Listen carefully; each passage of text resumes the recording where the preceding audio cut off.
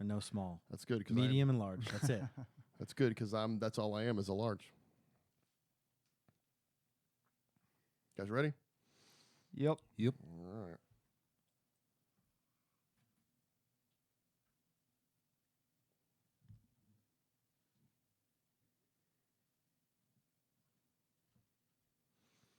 People, please welcome to CobraCast podcast episode number 229.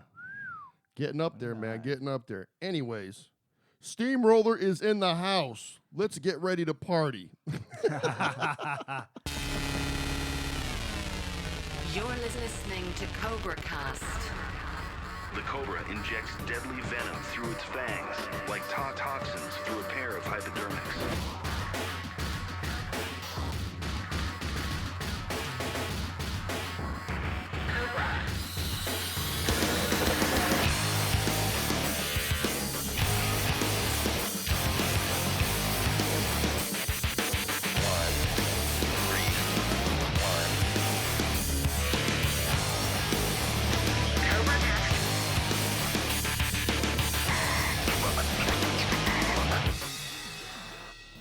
This is the CobraCast. And here's your host, Bobby Sharon. Love that part. I like the English accent. Cost. CobraCast. It's Kevin Gutierrez over at Assembly Line Studios. Put that together for me. Man, it's been about a year. I need to touch base with him again. Super cool, dude. I like that. Can you keep that the whole time? It's like another 10 minutes. So it's just like right to the bottom. Nice. Just goes. Love it. I don't know how long it goes for, actually. Just let it go. That's how long it goes. Night. What is going on, man? We had a nice conversation before, which we won't get into, but No, just always good to see you and talk. Yeah. Kevin and Brandon in the house. Here, the mighty Steamroller. Right. We were talking about the TCB. Yep. And so what the TCB, a lot of people think I'm a white supremacist when they see it because, What? because of the lightning bolts. Oh, come on. I know. Do they think it stands for something like They're like, TCB, what is like that? white supremacist? Well, I told her it was toxic cobra bite. That's what I told people. Nice. No, so the taking care of Totally colorblind. Yeah. Ooh. I like that. So what the story behind it is I wanted to get one tattoo my whole life. This is the only one I wanted. Okay. So there's so many different versions of it. The lightning bolt's different on some of it. The lettering's different on some of it. And so the day that I was going to go get it done, it was on my birthday. And I looked at the logo and I'm like, man, I just want to make sure this is the right one. No, it was 2 days before. So I went on the, I think it was on the Graceland site or something like that. Saw the one on his grave.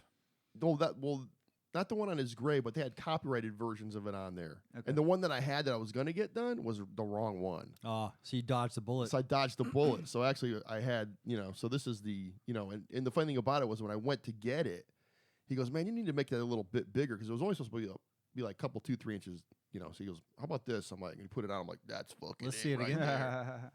Yeah. Yeah, that looks like the right size. That's Yeah. awesome. Yeah, so that's the only one I have. That's it. Yep. Don't plan on getting any more.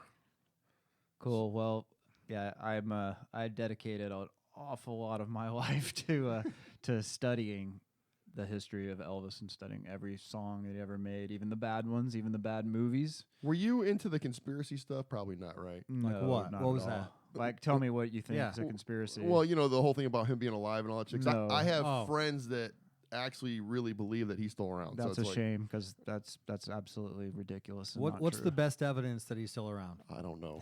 There you go. There's. I mean, they got all these wacky conspiracies about it and stuff. I don't believe in any of those. I don't Yeah. believe. I believe Kurt Cobain killed himself. I've kind of waded into those waters at times. That it's really disappointing to me, actually, people that believe so strongly in things like that that they just can't accept that Kurt was suicidal and they can't accept that Elvis was too self-indulgent and too addicted to drugs to change anything. And they want to believe those hero fantasies that they've never passed on, or that it was some part of some bigger plan that they had or something. That's really absurd. Yeah, they got these the things with the Elvis thing that the mafia was chasing him, and the FBI has him in, what do you call it? What is that? Witness protection. Witness protection and all this kind of stuff. Yeah, and right. They had all this kind of hokey stuff. And Well, when you do a whole lot of prescription drugs, yeah. your brain will become rewired, and things that are not real will suddenly seem real. I don't doubt that Elvis had those kinds of paranoias, but they were totally unfounded. well, the thing back then with prescription drugs, everybody thought that they were okay because Sure, doctors yeah. prescribed. You're talking 40 years ago, Exactly. 77, right? Yeah. That he died. So, he had bags and bags and bags of stuff. You know what I mean? He was taking, I don't know how many damn pills a day, but And when he died, he had 14 different pharmaceuticals in his blood. Jesus, Yeah, man. man. Lucky he didn't die sooner, Yeah, but 42 is Yeah, that's pretty young. Yeah. really That's- freaking young. dude. So Kevin, when you were researching all that, so the thing is, he died at home, right? Yes. Yeah. Imagine, I wonder if when he's performing or when he was performing, if he was taking stuff to either get over the anxiety or put himself in the mindset where he could perform. Imagine if something had happened at a show where he would have dropped on stage. Imagine how That could very well have happened, too. catastrophic that would have been for so many people to Yep. watch that. Well, I think part of it was He took uppers to get To through the going? shows. Yeah. yeah, but his Vegas schedule was grueling at one point. He was doing 2-3 shows a day, and it was all about money because of his manager got 50%. His manager was a major gambling junkie. Well, he had to do that number of shows. I don't know if you've ever seen what the numbers, though, were in the last 3 years. 75, 76, and 77. The number of shows per year was like 160. What, just in Vegas or just No, just the touring. Oh, the touring, yeah. But the Like reason pretty much that every other day. the reason they had to do that, though, is because they were used to the sweetheart movie deals where you only had to work a couple Yeah. of weeks. You make all got that a money. straight couple of million. Sure. Yeah. The problem was that cycle ran itself out after 31 movies. Yeah. Whoa, he did 31? Well, it's basically, the movie. Those not counting the tour movies. If you count the 2 tour movies, you get 33 total movies. Wow. But he did 31 theatrical movies. The other thing that's a terrible shame is the first 3, and even 1 or 2 in the middle there are fantastic, man. Like Jailhouse Rock. If you can watch Jailhouse Rock and not sit back and go, that dude is a hell of a performer, a hell of an actor. Yeah. And King Creole, we did that with Walter Matthau. Those were damn good movies. Well, that's what he wanted. That's what he wanted to be because originally, I'm sure you know this, that when they did the original Star Is Born, actually it was the second one they made. Right. He was supposed to be The in guy. the Yep. Chris Christopherson part. Yep, Really? and it's a complicated story there too. Yeah, So, but he was supposed to get that, and his manager turned it down. Didn't well, want him to do it. it's even more complicated it's than more that. He complicated. would have been cast with Barbra Streisand? Yeah, Yes. So Yeah. That so would have been crazy. so number one, she was on board. She wanted him. Yeah. The producers immediately said, "You got to lose weight." Oh, shit. What year was this? They said to Elvis, 75, 76. Oh yeah. Well, The movie came out yeah. 76. The casting was 75. He was already heavy, Oh, totally. Yeah. and I had been since like 73. He'd been heavy. They told him, "You got to lose weight." So he was facing down the prospect of having to lose a bunch of weight. Then, as that stretched on, they started to tell him, "There's going to be Streisand's movie, and you're going to look like the washed up guy." Oh shit. And so they started polluting his head to try to get him off the hook for losing all the weight, and for the time of the movie that would keep him off the tour and out of the studio. So they started convincing him, and they did. They eventually got into his head, and he started making excuses for not wanting to do it. And I think it's a damn shame because what if he'd have won an Oscar for that? Yeah. You never know. He would still be alive if he won an Yeah. Oscar for A Star Is Born. Well, I mean, Why do you think that, though? 'Cause wouldn't the Because it cycle- would have validated his acting career. And his Well- acting career became 50% of his contribution to the entertainment world. And if he had been able to validate those early days when he was good, and then until they started doing the rubber stamp movies, the only one of those that is great is Viva Las Vegas. And if you want to know the impact that Viva Las Vegas had, the entire Speed Racer cartoon is based on Viva Las Vegas. Oh, was it really? I didn't know that. Down to the racing cars, down to the hairstyle, down to the red scarf that Speed Racer Yeah. wore around his Speed Racer is Yeah. badass. by the way. absolutely, and it's admitted. I'm not the smartest guy in the world for knowing this. Just look it up. Just Right, yeah, seriously yeah. Google, look at Speed Racer on Wikipedia, and it'll tell you that the guy saw Viva Las Vegas and modeled Speed Racer after Elvis. You know, like the whole thing with him is like he had a bunch of yes men around him, and anyways, and he was just pumping himself full of drugs, and it was just to a point where I think his digestive system backed up Yeah. at one point really bad, and he just had a bunch of health problems. You know, Well, okay, but let's say he got in the movie, it went wonderfully.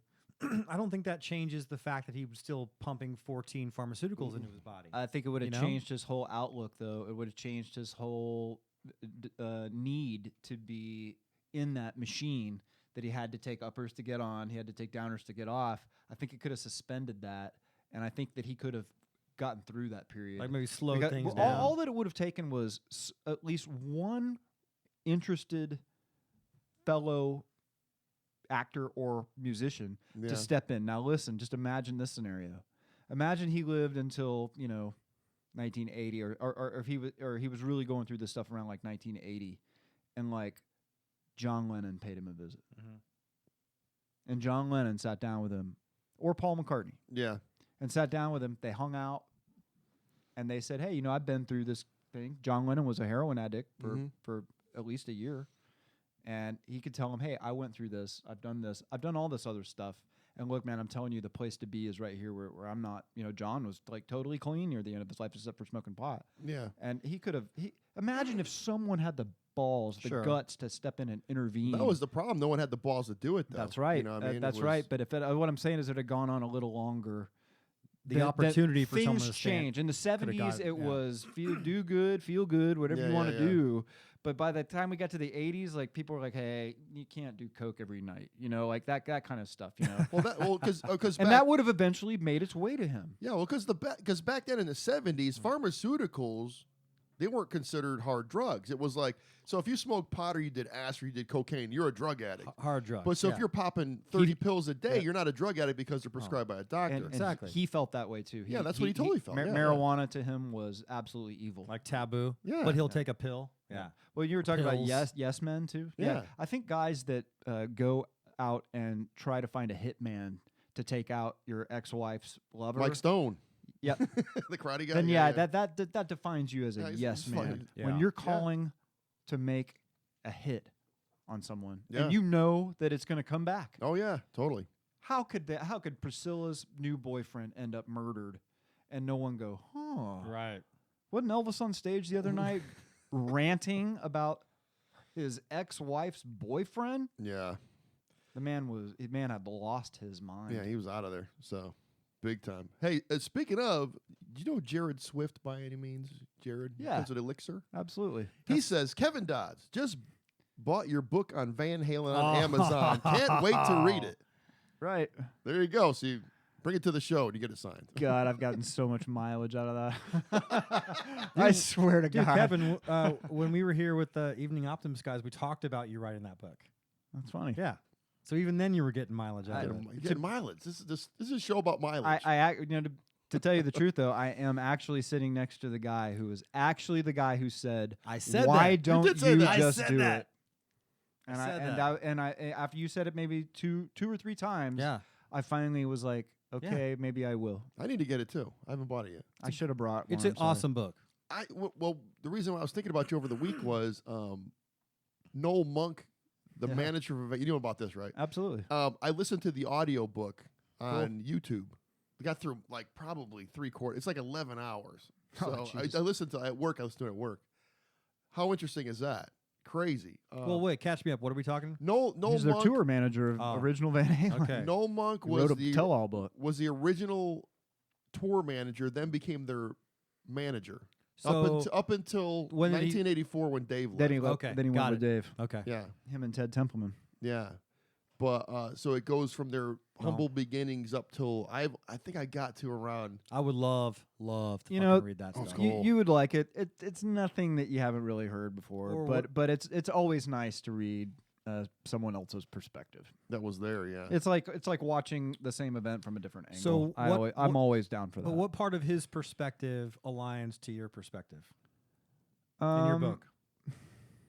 You know, the one thing that's really interesting is because my book has to cover the day he was born and before up to 2011, 2012. Yep. You know, the 78, 84 part of my book's only like that big. Okay. You know? Yeah. So it's like there were more things to focus on that were going on in Eddie's life than the party that happened in Madison, Wisconsin. You know, like Sure. I mean, because like They go over that. so they toured and they partied every night when they toured, right? Like that's basically Noel's book. I mean, it's like, and then one night you wouldn't believe it, there were this many Okay. girls in the room, Got it. and then you wouldn't believe it, this next night there was a pile of cocaine this high on the table. Like, I mean, that was his stories, man. Yeah, I got to you get the about- brown M&M stories and all Sure. that. Yeah, and, I got to around, I think it's like Diver Down-ish, right around that area, 82, I'm Yep, thinking, because yep. he was there till late 84, Yeah. I think. Yep. So, but he was just talking about like the record deal they got in the beginning and just how bad it was. It was terrible. What did he? They got the Motown deal. That's what It was Eddie like said. 4 cents an album or some shit. Which, by the way, if you think about read between the lines there, what Eddie said that Van Halen got the Motown deal. Yeah. So just read We'll between just the lines leave it there there. and see what. Yeah, but thought that he they meant. they signed this deal with Warner Brothers, and I think it was like 4 cents an album or something like that. Yeah, it was. Well, it was better than Black Sabbath, who Yeah. signed over their Pretty- all their rights in perpetuity. Pretty much, yeah. But they're but Never they- made a penny off of Paranoid, Black Sabbath. any of That's that stuff. just fucking ridiculous. But it's it's Crazy. It's a cool thing for people if you want to know the inner workings, like the business part of of bands. good to teach you a lesson. Because there's all this stuff that like bands don't realize Yeah. that they're paying for, which is everything. Everything. When you show up to show up to a show and there's a limo waiting for you to take you to the airport to the fucking hotel, you're paying for that limo. Yeah. What? I thought the record company's paying for that. Nope. Not that piece of paper They you pay signed. everything. Well, man. we could start getting into some Steamroller history, and we could really hit on that like a electrical nerve. Yeah. We should maybe avoid some of that. Oh no. You know, that's all part of the story. That's fine, but I don't want to start there. Okay. Oh, Deal. no. Deal. Hey, real quick, back to Van Halen though. So wasn't Fair Warning was like the 25th or 35th anniversary, like last month or something? No, it came out in '81, so 25th anniversary would have been 16. Huh. It's someone Van must have- Halen 2. So someone anniversary. fucked up when they posted it on Facebook? I think it was. You mean someone on well, Facebook didn't do their thorough research before? No, I Van- think it was Van Halen 2 because Van Halen, Van 2 Halen came in 2 '79. came out. in Maybe 79. that's what it No, was. yeah, no, Yeah. I've Okay. got a great Van Halen 2 story. Is that's when I was introduced to Van Halen. Really? I was Wow. 7 years old. On my 7th birthday, my grandmother did the coolest fucking thing ever back then. She used to drive down from downtown Houston, go through Clear Lake, and then come see us in Seabrook. She stopped off the freeway at Sound Warehouse. I haven't heard that name in fucking No shit. forever. Sound, man. God. Every one of my birthdays, April. Every one of my brother's birthdays, August. And every Christmas, she bought my brother and I the top 40 45s. Oh wow. So they were 25 cents. So she would go Damn. and buy 40 of them for $10. I remember So it was dude, nothing for her to bring a stack of 40 45s. And she would walk through the door and go, here's the top 40 45s. Wow, that's cool. And so she did that for 4 or 5 years. And it was her go-to present. So my brother and I amassed a mountain. stacks of 45s. I still have a lot of them. Wow. We broke a lot of them. Because we were boys in Yeah. the Yeah. 70s. And we they're knew what to fragile. do. Yep. And it was fun to throw them up and watch them just flat. We did that all the Same time. thing with G.I. Joe Anyways, check it out. In April of 1979, Dance the Night Away was like number 26. Great fucking song. And Love- I love it. had the Dance the Night Away 45. The thing is that I also had, if you look at the timelines, I also had Sailing and stuff by Christopher Cross. Uh-huh. He lives in Austin, right? Yeah, He used to play Steamboat. Yep, absolutely. Oh, wow. That was So his there's a thing. weird connection too. I did not know that. But the labels look the same. So as my little kid mind, they were both Warner Brothers labels. Right, right. And my little kid mind, they were the same. Oh, the same artist. Yep. Oh. And I also was because I only knew artists as the singer. Mm-hmm. I thought Van Halen, Was like the singer. everyone else, I thought his name was Van Halen. Like Halen. Van Morrison. And David Lee Roth said that. He said that at a lot of gigs, at club days, like a guy would come up to him afterwards and go, "Here you go, Van. Here's an extra 20 for you." That was the story with Pink Floyd. Remember, which one's Pink? Remember in that one of the songs? Yeah. And I also thought, though, because van culture was huge in the 70s, and my family was a custom van having family. Well, we drove that around for a while. We had a van, yeah. But I also thought initially that Van Halen must be something to do with vans that I didn't understand. I thought it was like van culture. So that was my introduction. And then, then when MTV started, they were playing the Unchained video. The Unchained live from Oakland. Yeah, This Is Love and stuff. Yeah, Man, exactly. I remember the first time I saw yeah. that on fucking MTV, and just it floored me. I was Floored me. I was intimidated as a child because no, I'll tell you why. Cowering in the No, corner. almost because of this. The 70s, early 80s, it was a rough and tumble world, man. I mean, there was a lot of fist fights. Wherever you went to the park, you went to the beach, you went to a concert, you went to school, you went to a party. It was almost inevitable. There was always two guys who were going to square up and have a fight. Yeah. That was part of the culture. And the toughest thing I ever saw, and I saw it a bunch of times, the toughest thing I ever saw was when two guys or a guy would take their shirts off and then start to fight. No shit. So when I saw a guy go shirtless, I was like, fuck. Oh, man. you thought it was it's on. about to get serious, right? So and then David Lee I Roth is saw that. shirtless all I the saw time. that. Don't Nope. mess up his Nope. shirt. Nope. David Lee Roth is shirtless. Eddie Van Halen is Alex shirtless. Van Halen. And Alex Van Halen is shirtless.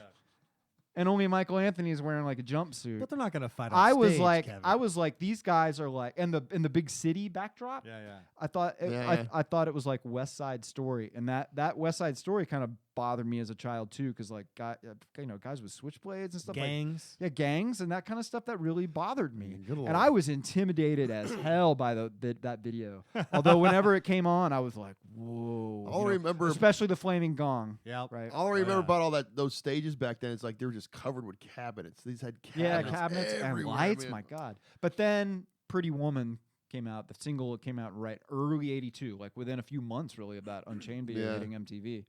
And my brother had that, man. And That to my me is dad, my first Van Halen. Yeah, my like, dad memory. walked by. Hearing it on my the dad radio. walked by the room. My brother and I are rocking out to Pretty Woman, and my dad's like, "What the hell?" Yeah. He was like, and I'll never forget this. He goes, "That's my music," and he was like, "That's pretty good." Yeah, You know, like, yeah. And as soon as we are, holy shit, my dad like thinks Knows it's cool. Van Halen. I'm like, he thinks something is cool. Like he gave approval to Van Halen, and this played out over years where there was a lot of concert violence too in the early '80s. That's something else I could totally get into. Like the Who in Cincinnati. And stuff, and we weren't allowed to go see certain shows because of for legitimate reasons. And one of them, unfortunately, was the Texas Jam in '84 was Rush and Ozzy. And my parents wouldn't let us go see Ozzy. They wouldn't let us go to the Astrodome for a concert. It's just too much violence. Yeah. And but they were cool. Letting 12-year-old me and my buddy Mike of Steamroller go see Van Halen in 1984 at the Summit. I saw him twice. They on were that tour. totally Yeah. cool. I saw him in Dallas. Yeah, we talked about that. I saw him in Dallas. You saw him in Houston, '84. That was my first show ever, by the way. Wow.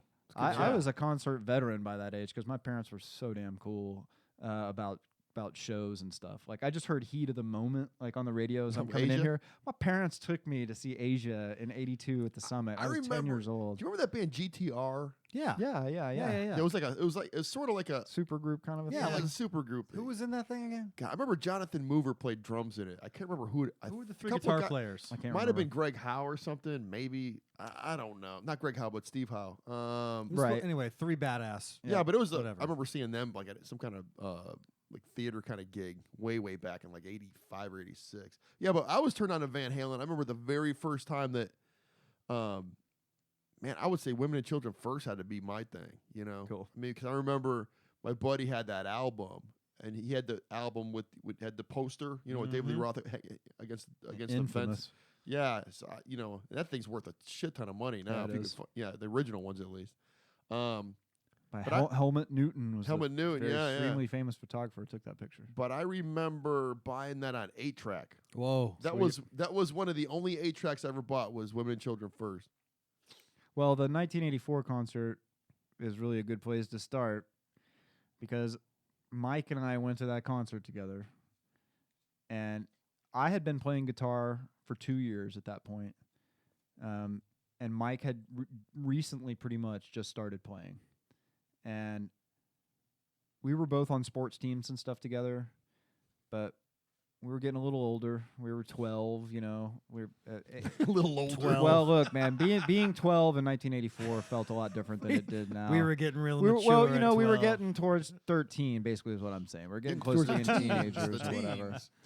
And after that show, we just made an agreement. We're going to play music with each other. And That's awesome, we literally we started like, I'll bring my guitar, you bring your guitar. Yeah. And I was like, hey, dude, Running with the Devil just goes, don't. And he just did that on his guitar. Don't. And I go, and I go to A. I went, da. So the first 3 tunes that we learned were Running with the Devil, You Really Got Me, Ain't talking about and love. Ain't Talking About Love. Yeah, that's a basic one. You got to get that one. Yeah, Yeah. those were easy enough to replicate. Yep. I And think then those are the only 3 Van Halen songs I know. and then Play we drums on it. and then we hooked up with a drummer that lived in the neighborhood whose brother was like a really proficient guitarist. This guy was a really good drummer too. Actually, he just had he was just such a punk. He had such a rough attitude that he rubbed everybody the wrong way.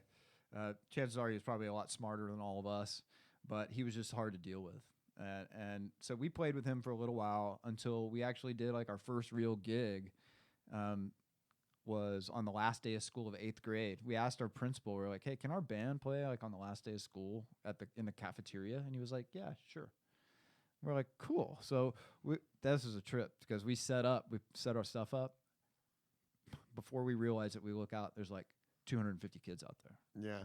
And we were like, That was a big deal when you're 13. Kids, You're like Shit. 13 years old, Yeah. man. Like we barely knew like 5 complete songs. Yeah. You know, but people really liked it. They really dug it, and they were always, you know, hey, that was awesome. You know, you guys could be like Motley Crue. I remember somebody telling me that. Yeah. And then so as we rolled into 9th grade, That's we were like, okay, we were like looking for a drummer that we could get along with, right? And so we found another dude, and we had a bass player from 8th grade before we met Nate. Actually, did meet Nate, Steamroller's bass player, in the 8th grade, but he didn't actually join the band until after 9th grade. It's crazy you guys go back that far. I know, it's you wild, man. But and that was so Mike and I started playing music together, had our first public performance together in 1984. That's 35 years ago. Man. And then we met Nate. Wait, in the 86. cafeteria?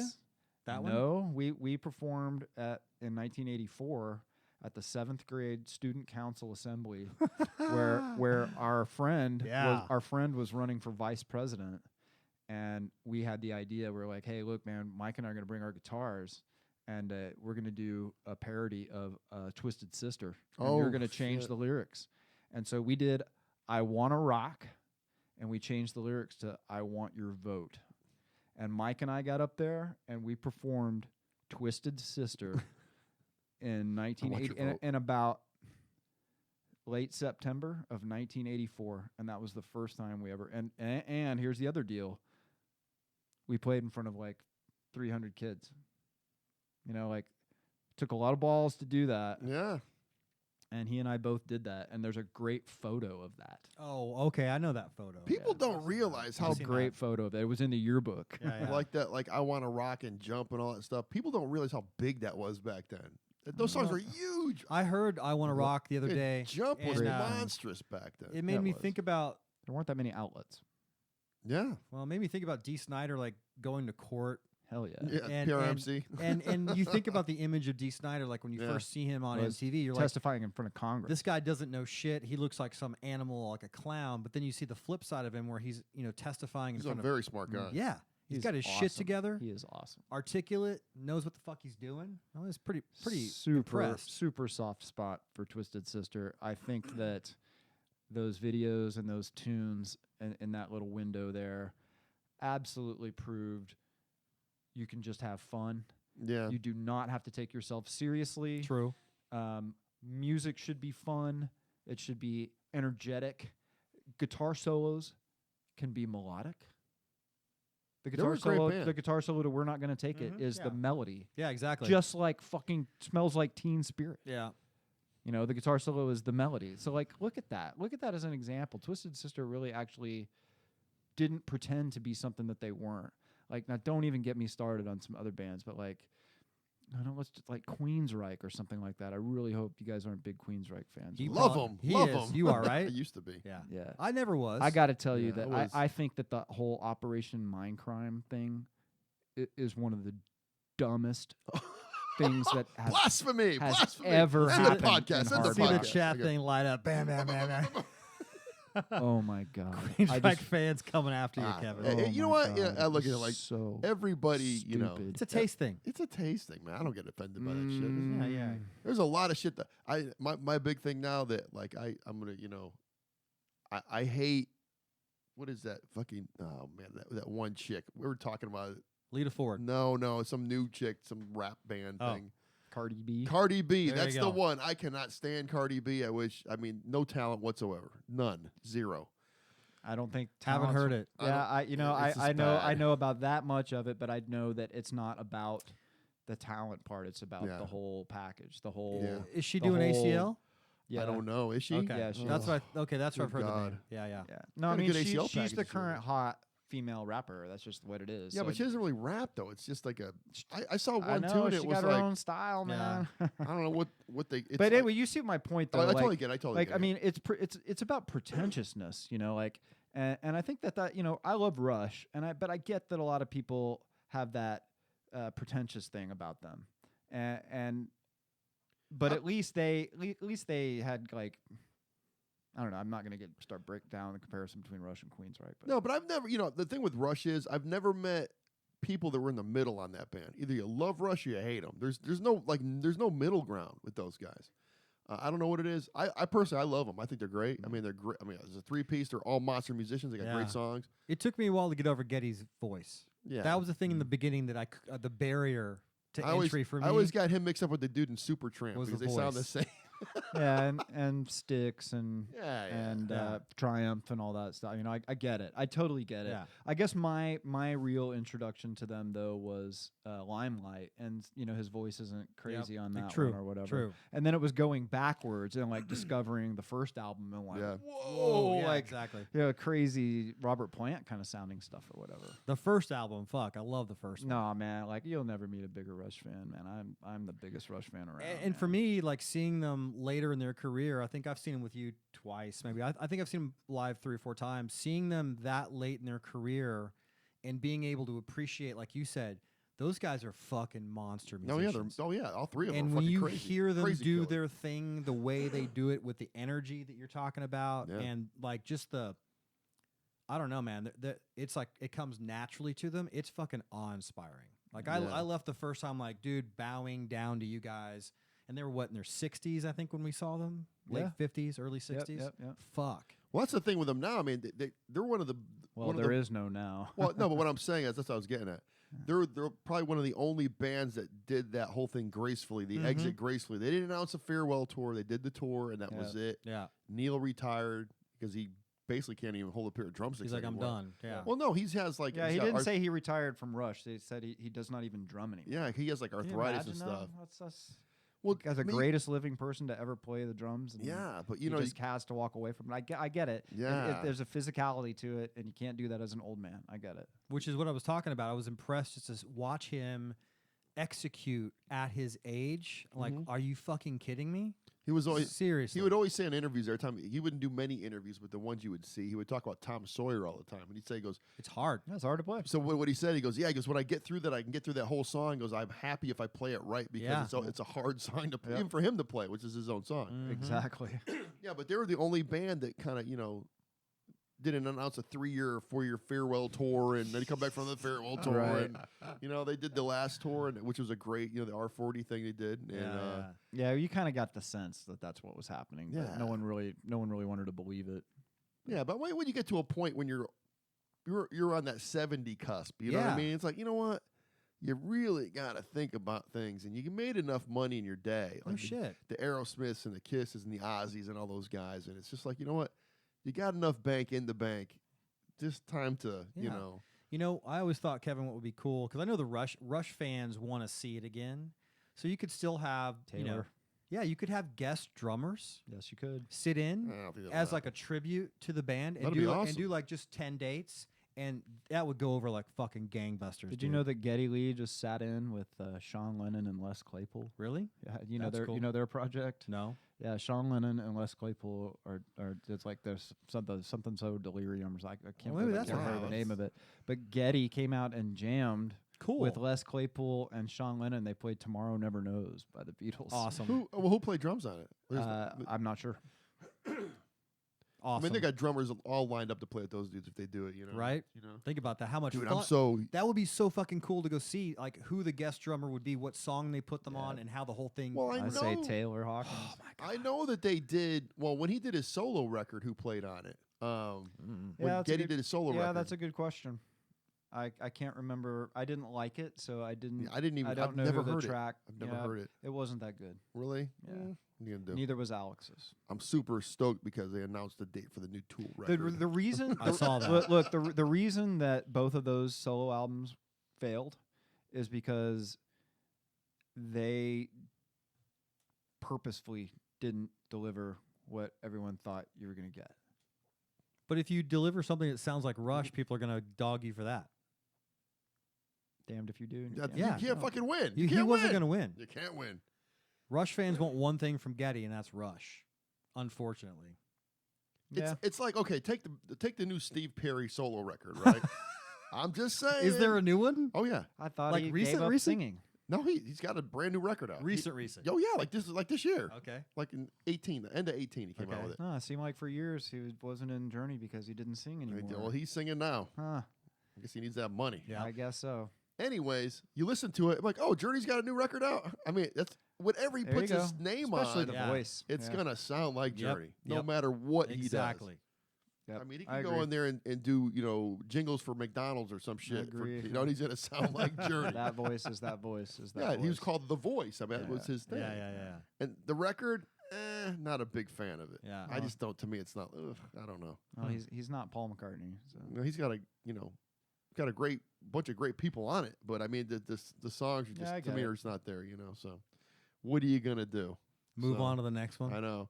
So I know you're gonna probably maybe jump on this one, but what do you think about? I always got to go to the source here for the Van Halen stuff. Do it. For anything in the future Van Halen, because it's been rumbling. It's been rumbling, but I don't think.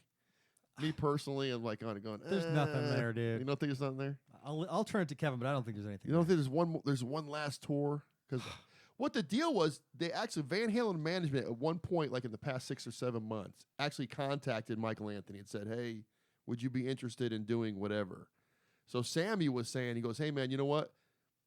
I go put my toes in the sand in Hawaii or in Cabo for however long you need to be with Van Halen. I'm gonna take a break.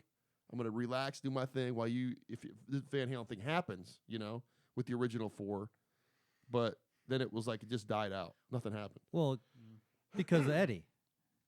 It's the brothers, I would think. It'll Yeah. always. Is it That's Eddie? the one thing that I got from his book is when you read the book, everything that stems from this band, good or bad, comes from that man.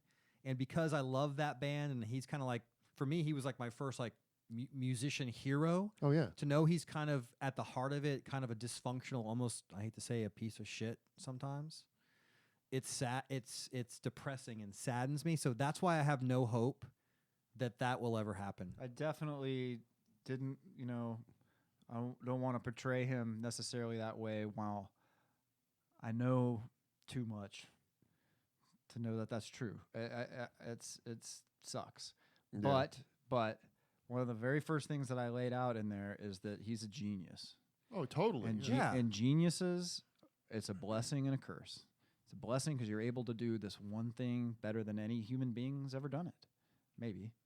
And then there are very basic things that you can't do. You can't. Well, I mean- you can't see.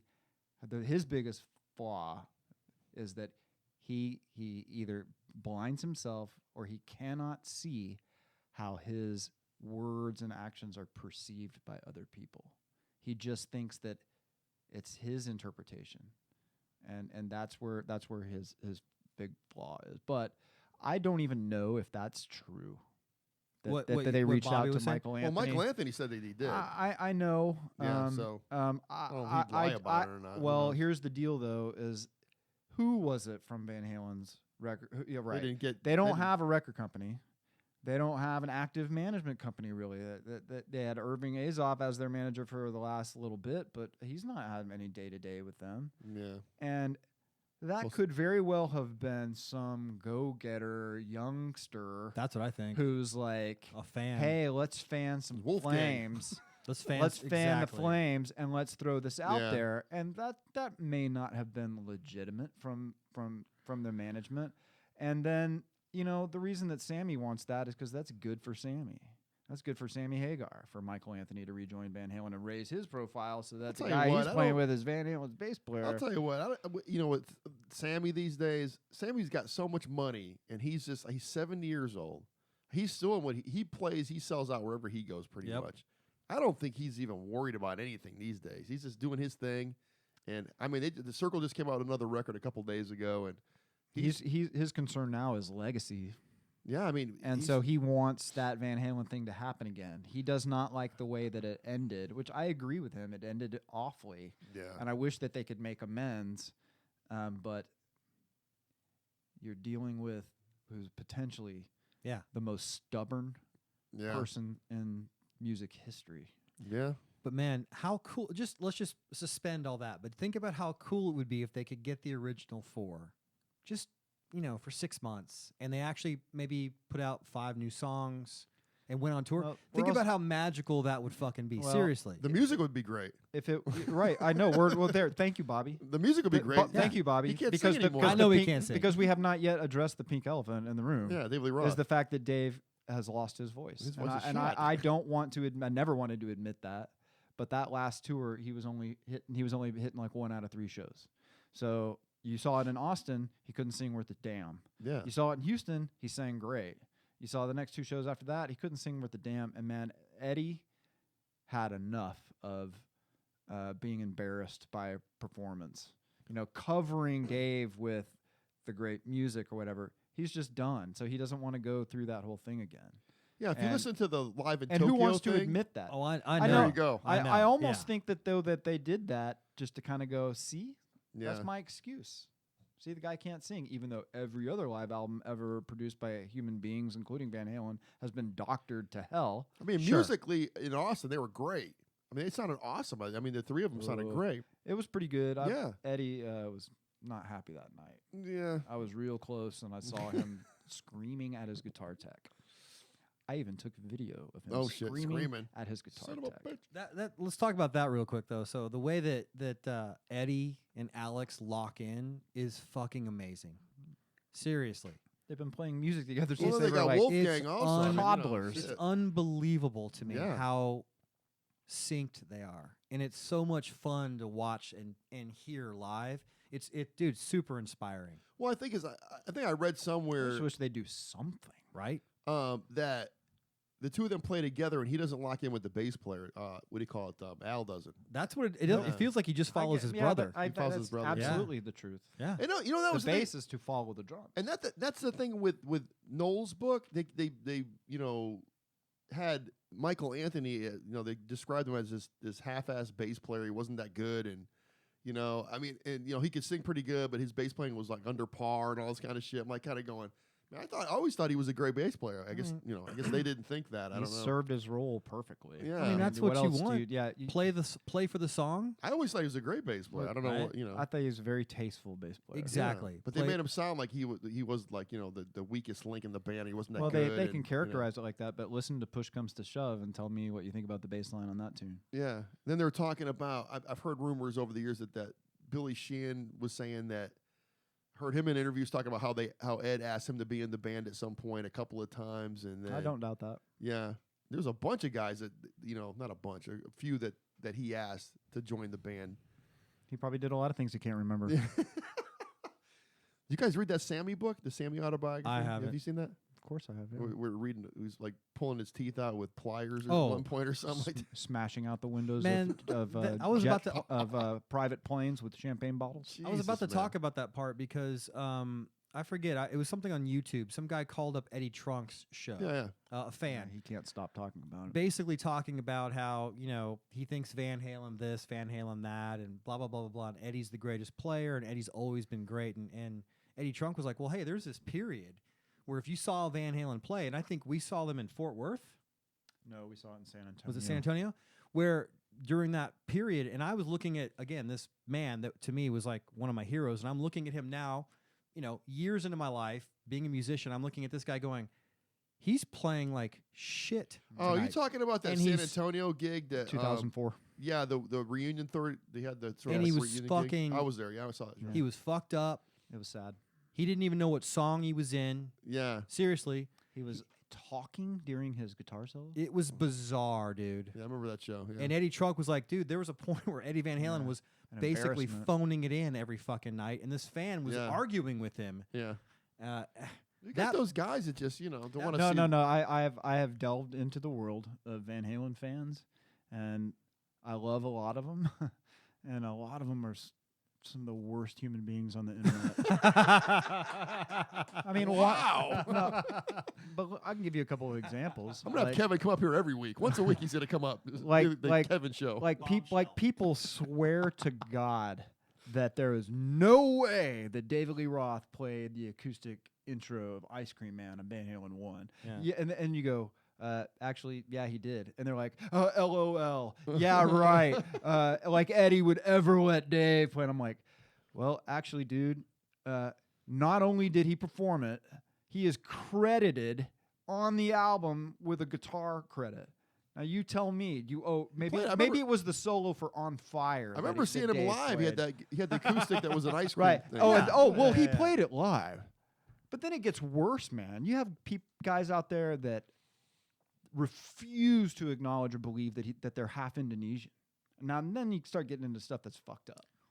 well, they think they're Yep, they're white. Look they're- at them. Yeah, They're exactly. white. Look at Yeah, them. They're yeah. white They're guys. from California, man. There's no way They're from they're- California, Pasadena. There's no way they're insert Asian racial slurs. Yeah, I get you. So, Yeah. I dude, hear you. yeah, and geez, That's man. just sad. That's sad. It just gets crazy. It does. yeah. Fuck that shit, The mighty man. Van Halen. How could you talk shit about him? Shit. And like if even me, and I wrote the man's biography, I readily acknowledge that Jimi Hendrix is a better was a more important guitar player than Maybe Eddie Van more Halen. You influential. think so? Really? I don't know if he's. Yeah, absolutely, I do. Well, technically better or just No, not technically just better. like more influential? I think that before Jimi Hendrix on guitar, people were painting with white and black, Well, I mean, you had Clapton, and then you yeah, know, but no, that's just blues, man. Yeah, it's I kind of mean, like Jimmy- Jimmy like kicked the door open. Yeah, you no, know? that no, was crazy No, shit, Jimmy was yeah. like, "You guys have been sketching with pencils and cardboard over here. Let me show you oil painting." yeah. And then only because of what Jimi Hendrix did was Eddie even have a thing. Oh, what are you talking about? Big tremolo dive bombs, Exactly. big bunch of feedback, big Yep. screaming harmonics, Yep. blazing fast blues bass lead. Come on, man, Yeah. dude! Jimi Hendrix absolutely blazed a giant trail that Eddie Van Halen followed. I totally agree with that. I mean, the time we dove in, you Yep. diving into Hendrix and the rest of us kind of going with it, it was a good deep dive. But that was the realization I had. I was like, okay, yeah, Oh, you know- Jimmy's the guy, and then everyone else is kind of around him. And I put Eddie close because I love Eddie's Yeah. playing. I but put him Jimmy's the second. guy. I put him Yeah. number 2 to him. But Yeah. there's no way that he had the aura, that crazy alien electricity. Yeah. Dude, few people have There was, that. I mean, there was guys that were like, I wouldn't even say Zappa was in there, but you had a lot of guys doing some weird stuff, but not like Hendrix. Hendrix was a whole different animal. Plus the songs are phenomenal too. Yep. And his Yeah, I voice know, was right. great. Yeah, Oh, so with Jimmy, he wrote the songs, he played the guitar, he wrote the lyrics, he wrote the melodies, and he sang, formed the group. You know, like And all those Eddie records just Eddie still comes hold up with now. riffs. Fuck yeah, they do. Eddie basically comes up with riffs. Yeah. You think? And they're Really? great Wow. fucking riffs. They are, They're but fucking iconic, magical. but he leaves it to someone else to finish it. So you're not in that class. He's not in that class. Yeah, I mean, when it came to like the late 70s, you had guys like, I think it was Randy Rhoads Oh, was a big one, and then Eddie Van Halen. Those are the two. imagine if Randy hadn't passed away. I Oh, mean, no think sh- about that. I know. Well, they were saying- I have thought about that, and I've cried about it. I mean, he has such a big I influence listened to on me. two interviews recently, both podcasts, and one was with Tommy Aldridge, which I've never heard an interview done with Tommy Aldridge before. Can we put a? I want to talk real quick about Tommy Aldridge with you. So I've always Love him. believed he's like, to me, one of the best metal rock drummers ever to walk the face of the earth. The guy's a fucking He's a monster. beast. It's a beast, yeah. He's a monster. And if you listen to the interview, right, the podcast that he's on, he actually downgrades his playing because he didn't learn how to Brushes. No, not brushes, like rudiments and stuff. It's like certain. Oh. He just kind of he's self-taught. Well, it's whatever. And so, but he goes, imagine if I went and, took drum lessons and learned how to read and learned how to, do rudiments properly and all this kind of stuff. He goes, I'd be a way better player. So he downgrades his playing, but he's a beast. I don't know if he'd be a better player. I mean, he might have Well, I don't know. more proficient, Sure. Yeah. Well, yeah, he's an animal. He's a fucking monster, dude. yeah. Anyway, keep And going. he's like, and the thing about it is, yeah. and the thing about it with him is, the dude's like almost 70 years old and he's still hitting. Well, didn't he play with? He's had a he's giant career with Whitesnake He's played forever, with right? Yeah. Oh, yeah. he's played with everybody. Right, but I think Yeah. he rode the Whitesnake Um, gig for decades. I In the think. 80s, sure. Well, he did. I think I saw him last at some Whitesnake show at the Irwin Well, Center in 2000. He or kind something of weaves like that. himself in and out of Whitesnake because there was a bunch of dudes that took his place in Whitesnake for a while. Yeah, well, Whitesnake's just a revolving lineup. yeah. It's But David he's- Coverdale and all these other guys. He's been pretty steady for a while, but I mean, the people he's played with, I was like, because he went over the whole gamut of people. Yeah, yeah. But he was saying, along with Rudy Sarzo, and that was a recent one too, that There's another one, Rudy Sarzo. they said that the actual Let's go. Those guys were legends, man. Yeah, they're fucking great. Well, remember the clip? It was basically Rudy, Tommy, and then Randy Rhoads backing up Ozzy. Like that fucking group. Holy shit, Yeah. man! Yeah, Seriously. those two albums are two of my Well, and favorite albums of all Rudy time. and Tommy don't play on either of those records. They But- play on Diary. No, they don't. They don't play on Blizzard. They don't play. They don't play on either of them. Hmm. Both of those are Lee Kerslick and Bob And Bob Daisley. I Their picture was on the second okay, one. that's the problem. Okay. And yeah. that's what That Tommy confuses people. And that's what Tommy said. Tommy goes, why is my picture on the back? He goes, I don't even play on this record. Right. Oh. Okay. Well, that's just like Bleach. Yeah. It says Jason Everman or whatever. Their other guy says as a second guitarist or whatever. He didn't play a note on the record. He never was in the band. He played like one show where he sat in with them. His photograph is on. It looks the photograph, the cover of Bleach looks like there's 4 guys in Nirvana. Yeah. The reason they did that guy paid for Bleach to be made. Yeah. What? They're like, we're gonna give you a credit. You're like, we're gonna "There put you you are." on the cover, but he didn't play a note on it. And when Bleach was remastered, they took his name off. Yeah. The thing with Tommy he was asked to go over and re-record the drums Yeah. on the first one.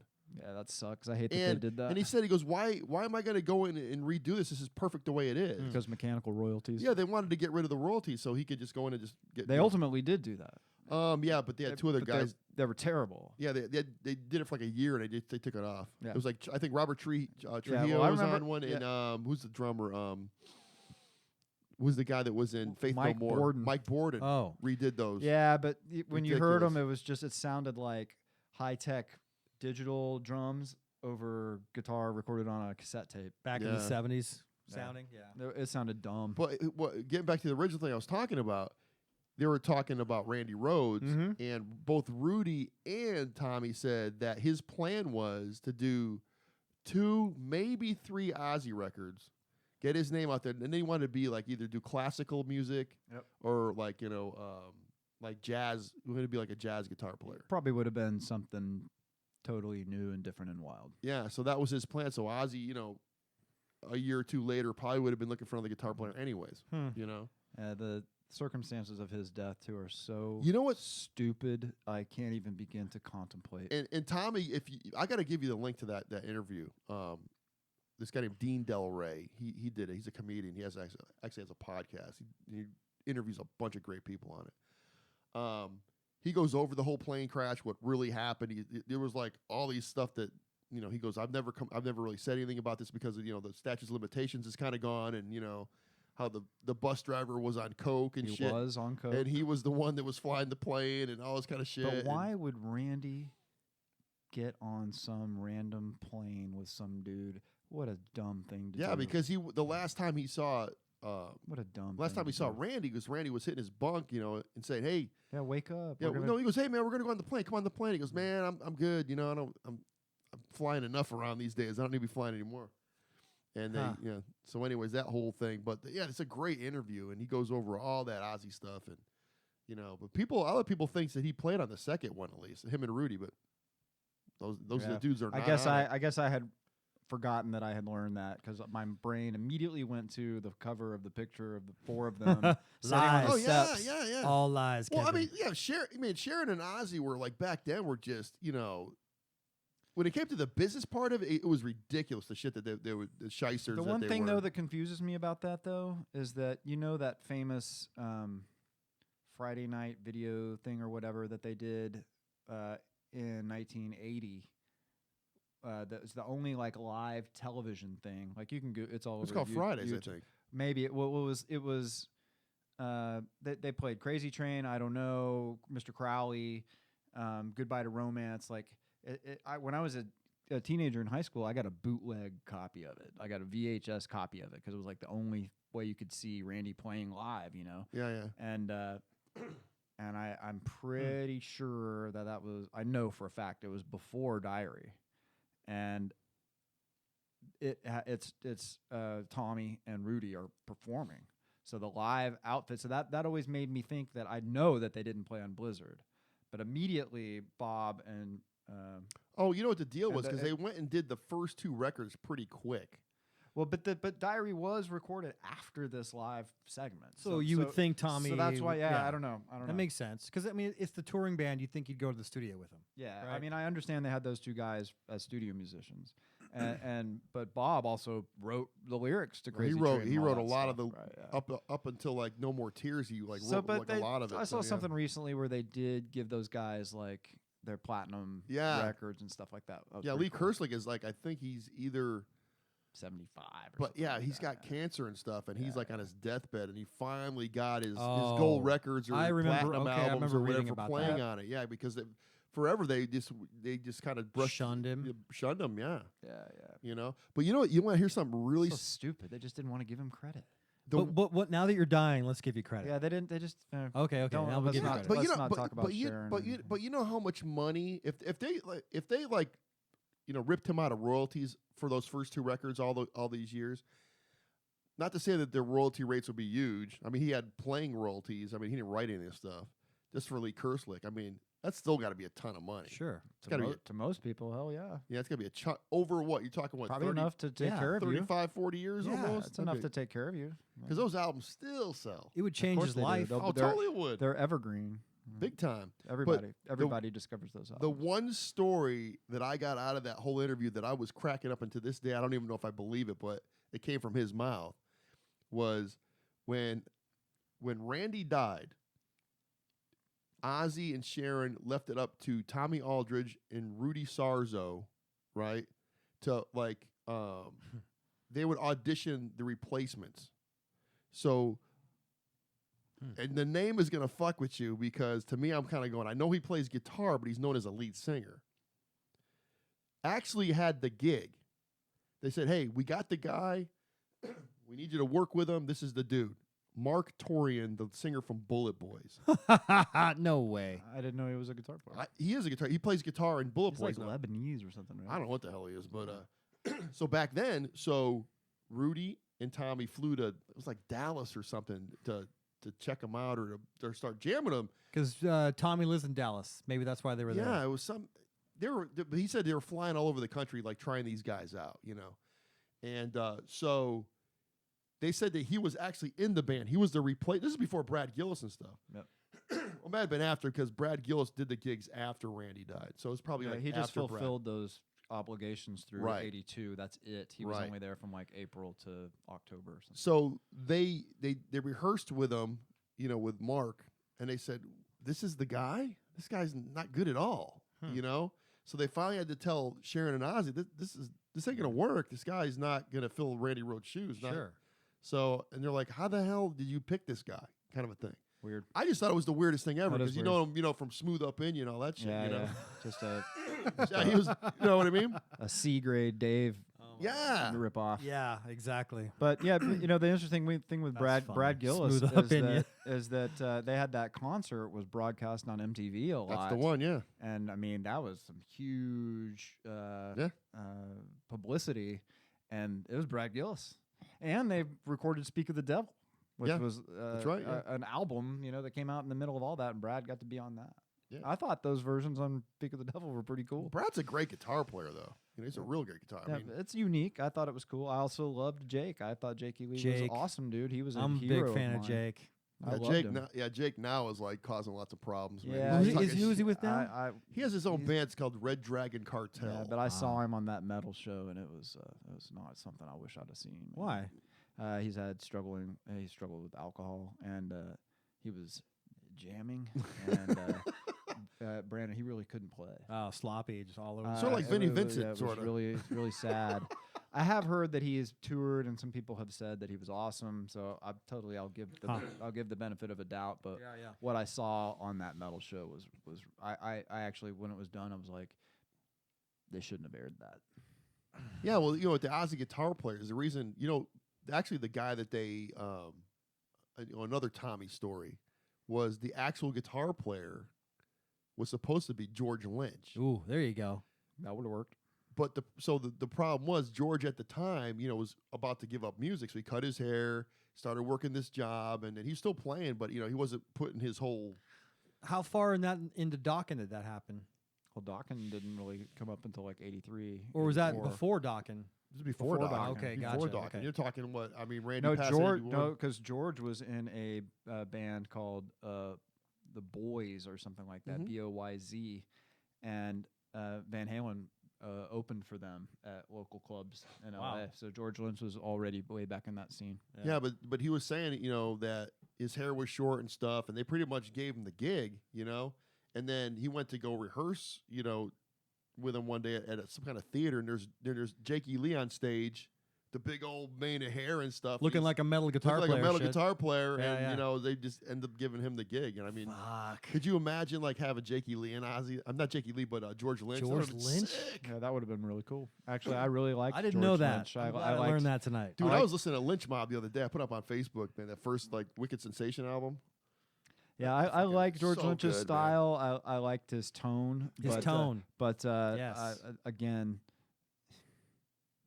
Dawkins just got to be one of the worst things that ever happened in hard rock. Here they come. The The Here worst. come the comments. Wow. They're so Worse than Queensryche? So who's stupid. worse? Who's worse? Queensryche or Dawkins? Queensryche is worse. Really? Wow. Worse. Because Dawkins just fell into this thing that happened, and hair metal thing. I saw it right in front of my eyes. It's not just hair metal; it's worse than that. What do you I love mean? this. I love You know this. what? We could do this. No, we can, but this is what we do. Yeah, We do. yeah, but you could bring up the lyrics to any Dawkins song. Oh, No, okay. like anything You could else. just bring up the lyrics to it. And let's say someone had no background knowledge. And if you showed them those lyrics, they might think it was a Britney Spears song. All the lyrics were about love. They're like love songs. They were just about girls. And like, I think Rat did this too. Yeah. Rat had metal songs that was saying, love will find a way, just give it time. Seriously, these are schlocky pop love song that they injected over metal music. Motley Crue was a horrible offender at that. 10 Seconds to Love's a love song. No, later, the stuff that literally reads like pop music. Like some of the Dawkins songs were like, They're playing at chicks, burning that's up why. for your love and all that are I mean, they're all like, just look at the lyrics of some of those stuff. It's fucking shameful. It's so stupid that they took good hard rock and just fucking polluted it with these ridiculous love song, pop song garbage. I fucking hate it. You just hate the lyrics. You hate Dokken It's lyrics. just so dumb. Like Well, if you you're gonna know, make music like that, then you should be in, George Michael's arena. If you're gonna make fucking metal music, don't be fucking singing about teenage relationship garbage crap. It's like this was the soundtrack to like my high school girlfriend, and I mean it's like, Well, I mean, Whitesnake too. I mean all those songs were love songs. They were just fucking love songs, and that's why I liked Metallica and shit at that time. Yeah, that's why it 'Cause was they a whole never had different any thing, yeah. fucking love songs. What? Metallica doesn't have any love songs? I gotta go look back. Maybe they do. I don't know. I thought Seek and Destroy was a love song. I don't know. Right. Well, if that's a love song, then I love that I'm down with that one. I was listening to that album the other day, Kill 'Em All. I mean, I was like, me too. the remastered version of it, Man, there's some fun songs Oh, on that God, fucking fucking kill album, it. dude. I can lay claim to one of the coolest things about me, period, is that when it was 1983, I was 11 years old. My brother and his friends were 14. My brother's friend, Steve, was in a record club. The record club sent Kill 'Em All to our house. wow. We had Kill 'Em All through the mail in 1983. Wow. I looked at the record and I was like, is this like a horror movie Yeah. a poster or something like that? I was like, what is with the hammer and the blood and all that? I was like, what the fuck? But even more so was when we turned it around and we looked at him, I was like, oh my God, look at that guy. Like, Yeah. because They he didn't give a had fuck back then, those dudes. acne and they were ugly, man. And I was like used to MTV and stuff like that. And then we listened to the record and we were laughing because it was so crazy. Yeah. And we were like, especially Jump in the Fire. Jump in the Fire was Yeah. the one that we just couldn't believe it. Like, I remember my first pass at it was just laughter. Like, what? Like, Yeah, I what mean- is that? And then it was like, let's play that again. Let's play that Well, again. because play you had again. you had that underground metal scene, the heavier stuff, which back in the day was, of course, Metallica. You had, I think, Slayer was around there early on. Anthrax was kind of coming out. You had bands like Raven. Fuck. Pantera? No, that's Pantera was later. much Later. much later. Much all later. the bands that Metallica covered, Oh, yeah. Manowar and Exodus, Exodus. all those hardcore metal bands. Well, back in the day, which were hardcore, Who was the band that originally did Am I Evil? That was Anthrax. No, Am I- No, the original Am I Evil. oh, shit. Wasn't Flotsam, was it? No, that's old, really old. Fuck. Was it King Diamond or? No. No, it's King Diamond. Well, no, there's it's King- what was some English band. Merciful Fate was. Yeah, King they were Diamond came early. from. Yeah, they were early. I don't know. Yeah, That wasn't my thing. back in the Budgie day. too. Like these old weird metal bands from Europe that most people didn't know. That's what those guys were into. Yeah. That's why they got that sound. But I mean, the only band that like came out of that whole thing that was like sort of like that was kind of not so girly, but with the girly lyrics, that band Wasp. Remember them? Wasp. Fucking love yeah, I those dudes. saw Wasp open up for Iron Maiden in 1985, and Those guys we were crazy. weren't ready for that, and I was shocked beyond words. But worse was I looked over at my buddy that we went to the show with. Yeah. Man, when the lights came up after Wasp, I looked over at him. He had tears running down his He was face. crying? Yes, He was scared. Yes. Well, first of all, that was the scariest concert I've ever been to in my life. It was absolutely unmitigated Because of the fans concert or the- violence. or the- Yes. oh. gangs infiltrated the Oh yeah. concert. Well, that'll do it. It was horrific. Mm. It was the worst concert experience I've ever had. It was terrible. But me and that dude's brother were like looking at him. We were like, dude, you got to stop crying right now. We're like fucking 5 seconds ago. You need to fucking stop crying We're right like now, fucking man. beat up. We're like fucking stop crying right now, dude. And then he stopped, and he was the biggest Iron Maiden fan. So we got a kick out of Yeah. Iron Maiden, dude. And then the second the fucking lights go down, we look over in the next section, and there is a dad fighting some dude like this while two other dudes are pulling his son's concert shirt off his body. Oh man. And we're like, dude, gotta get out of here. I gotta Whoa. go. I gotta go. That's just the beginning of that. Wow. There's So a lot more to that story. The one story I used to tell on here all the time, like back when I first started doing the podcast, 'cause I thought it was the craziest story, and I haven't told it in like. 'Cause I guess I could tell it again, so it might be new to a lot of people. Tell it. Tell it. You're gonna be like, you're gonna jump over the table and slap me in the face when I tell you this story. I know he will. Oh boy. He's like, I'm getting ready. There was a tour back in the day. I want to say it was '84. It was Wasp, Metallica, and Armored Saint. Sweet. They toured the country. I think the bill actually came here. So on that tour, Wasp and Metallica, they would switch headlining nights. Okay. One night Metallica would do it, next night, Wasp would do it, and so on and so forth. The night that we had them, Wasp was opening for Metallica. This is like Cliff Burton, the whole, Old school. Hell yeah. old school. This is, Ride the Lightning shit. Yeah. You know what I mean? Yep. I would think. We didn't know who Metallica was. Had no clue. So we went to go see Wasp. That was Right. our thing. So we watched Armored Saint. They opened up, and John Bush and all those guys. And then we saw Wasp. Like, oh, shit. So after Wasp got off, we left. You're like, we're done. We're done. We're out of here. Miss fucking Metallica. This is a club, like the back room That's kind of a crazy, thing. dude. A little bit bigger. But to this day, I just So you kick missed it. myself. I did get We to didn't- see. But we didn't know who they were. Yeah, right. Wow. I get it. I did get to see Cliff on the Master of Puppets tour when they were opening for Ozzy. I saw that. I think the I Summit. think I did go see that. Yeah, That was pretty. Classic. so I got to sort of see them. So the first time I saw Metallica was at a Texas Jam, The Monsters of Rock. right in the middle of the day. Yep. Before Dawkins, and they blew them off the fucking Yeah, stage. and Metallica, like you're exactly right. It was that same kind of dynamic. Like we knew the bands before and after, and then there's this thing in the middle, like at 2, Metallica. Metallica gets in fucking at the Cotton Bowl Mhm. and fucking blew the doors off the Yeah, place. they did the same thing at Rice Stadium. They had everyone saying, die, Yeah. die, and I'm sitting there going, the what crowd in the the palm of their fuck is hands. this? They're almost 40 years into a career, which you're probably at that point right now. You know what I'm saying? And those guys still bring it. They're like this generation's Led Zeppelin. They really are. I saw them twice at ACL. I saw them when they played at the racetrack. I go to Metallica. Yeah, those guys just. I got really, really close during ACL too. I was like Yeah. super close to the stage. It was a blast, man. But yeah, so I did see him. I remember did see him on the Justice for All tour. I think I Yeah. saw him Yeah. on that. Saw Who was that. the opener Saw on that. that? You remember? the Cult. The Cult. No, Guns N' Roses. No, it wasn't Nope, Cult. no, the Colt on the second half of the tour. That's the one I saw. The opener trying on the to first half of the tour was Was it Dokken? Queensryche. Was it Queens, Queens? right. That sounds about right. No, I don't. I Yes, didn't. it Well, I'm was trying to think. Queensryche. This is in Connecticut for me, so I don't No, it- remember it who was- the opener was. It was Queensryche. So Bobby, let's talk. Where are you on the Lars conversation? What do you mean? Like I don't when know. people talk about drummers and they say let's talk about Lars. Dude, I don't know. I mean, let me tell you something. Be honest. Be honest. No, I'm okay. I respect what he's done. Okay. He Sure.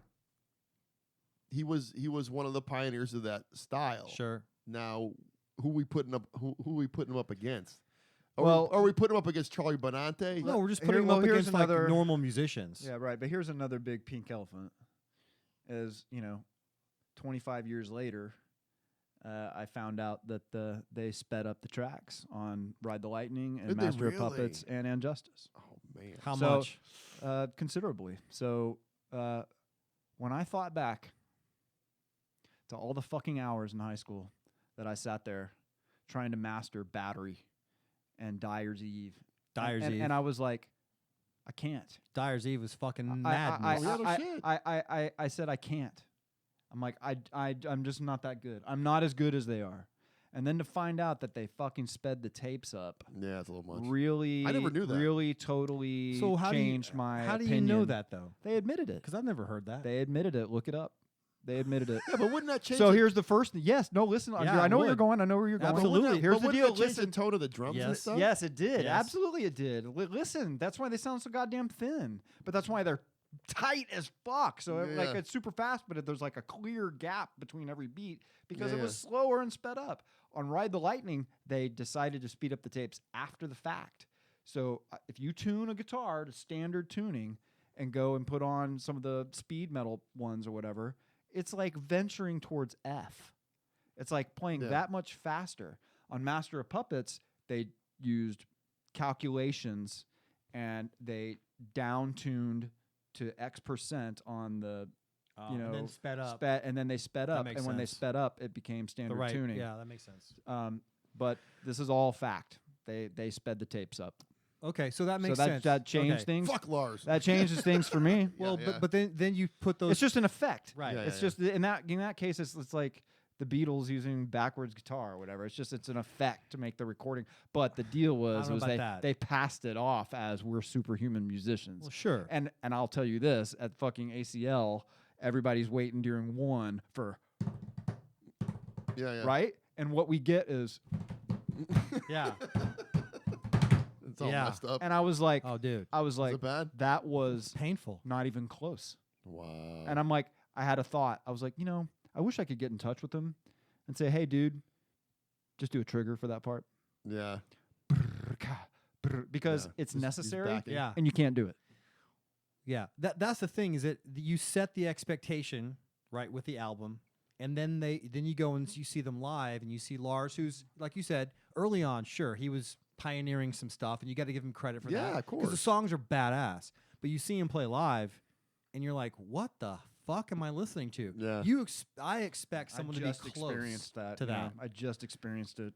Well, when Yes. you I'm put like, him, dude. but you put him up against the drummers in the Big Four. Okay, he's the worst one. Sure.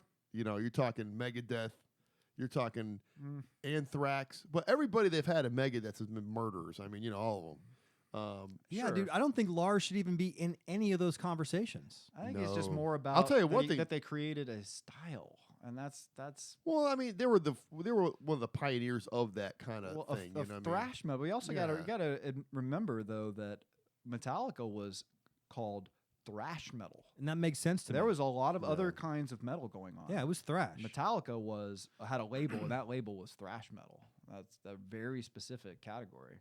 I'm on board with that. I mean? Yeah, but you take a guy like Charlie Benante from Anthrax, he's a beast, man. That guy's so fucking he's good. way more tasteful. He's good. He's great. way Yeah, more yeah. tasteful. Like, but I love man, "Sad But True" is like one of my favorite drumming songs of all time. Well, that was the thing, because I remember, when the Black album came out, everybody was like, "Oh, fuck these guys! They're a bunch of pussies now." And, I love it. But when Enter Sandman came out, that just took them to another like realm. You know what I yeah. mean? That song blew the fuck Yeah, up. they deserved it. And when I first moved to Texas in end of '91, going into '92, it was a culture shock from hell, because I was used to being in Connecticut and New York and all that kind of stuff. And I remember one of my first memories, I totally flipped out as I saw a girl dancing to Enter Sandman at Sneakers. And I'm like going, I never saw anybody dance to like hard rock metal Okay, sure. anywhere. That you're not going like this and bumping into your Yeah, friends no, and but stuff. what I'm saying is some chicks out there dancing, and I'm like, the fuck is the world coming to, man? Oh, you know? that's great. Of course, I like seeing a bunch of other stuff too at the Yellow Rose, but Yeah, I first know. fair implants. I never saw a chick with implants, breast implants before. I never saw them. Like, what is that? Never saw those before? I'm like, That was only in Texas where you saw that? That's funny. yeah. Wow. I'll tell you what, man, it's some Broadened your horizons. Yeah, it was a whole different. It was a cult. It's like it's sort of like being from Texas and going to New York City or going to L.A. or something. It's like a whole different. Yeah, It's a whole yeah. different thing. Yeah, but like you said, when it comes to him, Yeah. it's what it is. Come on, we were talking about Tommy Aldridge earlier. Oh I yeah, mean, dude, Tommy Aldridge. is a whole fucking different- bam bam. I Lars, think the thing with Lars, I mean, he's it's come to a point, and it's happened years ago, that they became so filthy rich.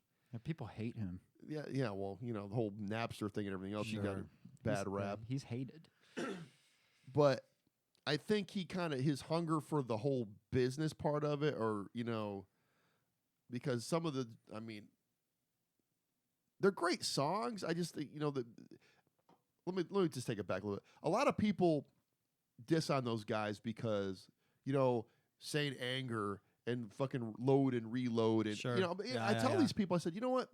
Do you want them to write the same record over and over and over again? I mean, they could do that.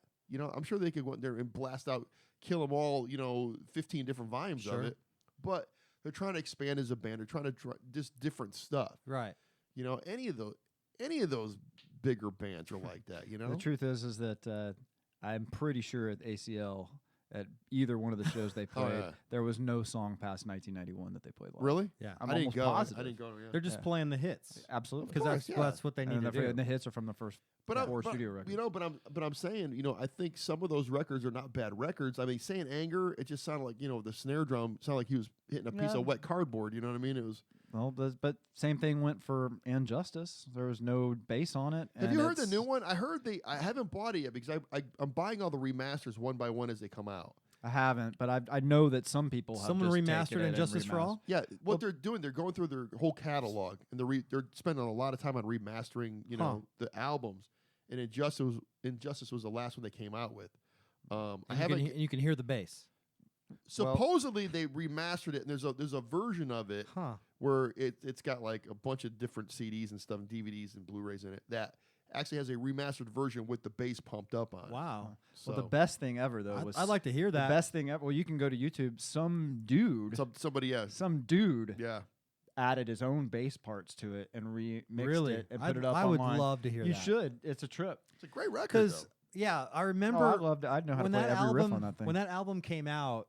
It took me a while to realize what I wasn't hearing on that album. I wasn't hearing the fucking bass They guitar. also did it on purpose. It's just How shitty is that? Yeah, because Jason was the new guy. Yeah, but how shitty is that to like destroy your own record to make him? I look tried. bad? I tried to explain to my son that he's always asking like, why does that sound like that? And Yeah. I'm like, dude, they did it on purpose. But I have to tell you, it had an effect. Is that it minimized the role of bass in music for a while.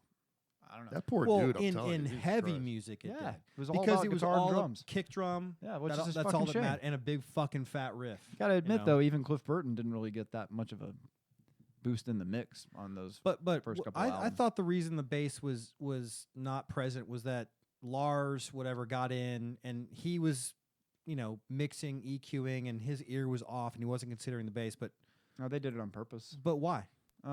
Because they were going for a sound. What was the sound? More Louder. just Just louder, louder. guitar, something more brash. Yeah. With less softness of the low end. So the only low end you got was, and everything else was brash. But I'll tell you what though, Thin. if you go back and look and listen to those remasters on a good system or a good set of headphones, they did a really good job on redoing. Well, that's them. cool. I love remastered Yeah. stuff. I'd love to hear like so- Master of Puppets remastered, I'm trying to think. Ride the Lightning remastered. They Because those did- albums to me had fucking balls. They Man. did Kill 'Em All, Ride the Lightning, Master of Puppets, and I think Garage Days. They Oh, did. I love Garage Days. I have the original CD of Garage I Days. Garage fucking Days is love I've had Garage people Days. offer me like $100 for That's it. the I have one the album cassette tape. I always Yeah. thought was the best sounding Metallica album was Garage Days. I love it. You can Yeah. hear the bass all over that thing. Exactly. And then they did that one, and then Injustice is the new one they had done. So I guess after that's gonna be what's after the Black. I think Black Black's Album. out after So that. and one's Justice gonna blow the and then fuck up. and Justice had all those cassette singles, and so I bought every cassette single because Wow. on the B side was always some interesting song like Bread Fan Oh, yeah. was the B side of like the one Bread single. Fan was awesome, dude. Everyone went crazy for that. You could Oh, only yeah. get it if you bought the Oh, yeah. cassette single. I Well, remember there's. that. Just, I think with I think I those. still have it. I think with those remasters, they have two different versions. You can buy the ones with the bonus tracks on them, Cool. which is like demos. I'm not a big demo guy. I don't want to hear the demo of Enter Sandman. Fuck all. I don't. I kinda really like care. that It shit. depends who it is. It, I like it that depends shit. who it is, Yeah. but I get it. Like I I mean, if it's like Van Halen, I would listen to it because it's the thing where they really don't have much extra stuff. yeah, there's right. Stuff here and there, but they're dying for a box set. I just don't know why Who? they just Van Metal- Halen. oh. I don't know why they don't just do it because like all the other ones got awesome box. Hendrix has got multiple box sets, and do like Gene Simmons, The Vault. yeah, Nirvana's box set is awesome. I mean, But it's Kevin, got- we know why great. there's not a box set. There's one I person know, that's stopping a box absolutely set. because It's Kevin. Kevin, stop it. Hey, Kevin, there's a Queensryche thing right there. You Oh, see it's it? like, I just learned to just keep my mouth shut. it's all right, man. It's good. He'll look at half of that chick. Oh man, what the fuck is wrong This with is guy? hilarious. I don't think we've talked about Steamroller once. That's where that's my brain. That's where I was going next. We did talk about Steamroller. You were talking about you guys playing in 1984. Yeah. Yeah, fucking for about rambling 2 on with seconds. Steamroller and stuff. No, I mean, Yeah. you guys just let's get on the Steamroller stuff just for a minute. So you just recently played a show, We did. Yeah. and that went great. It did. You only do like once a year, right? Once a year. That's it. Once or 420. twice. Once or twice. For lucky, maybe. we get a Maybe second. 3. Yeah. Maybe most likely just 2 shows. We Yeah. played 2 shows this year, and that's probably it. Yeah. So yeah, what about? I mean, So we just did our 25th anniversary God, show. dude. Yeah, You guys are you're eligible for the Rock and Roll Hall of Fame. We are. waiting for that call. We are. Man. Waiting for that call. we don't even get love from Austin. Period. Yeah, I you mean, never know. They might call our you. fans like us, and some people at KLBJ like us, but we've never gotten love from anyone. Oh, come Yeah. on now. Redheaded stepchildren. Really? There's a Absolutely, lot of those dude. in this town. I don't know what is going on with all that. Man, I mean, come on. Whatever. So the Chronicle didn't kiss our ass or whatever. Who fucking cares? Seriously. That kind of publicity that can help.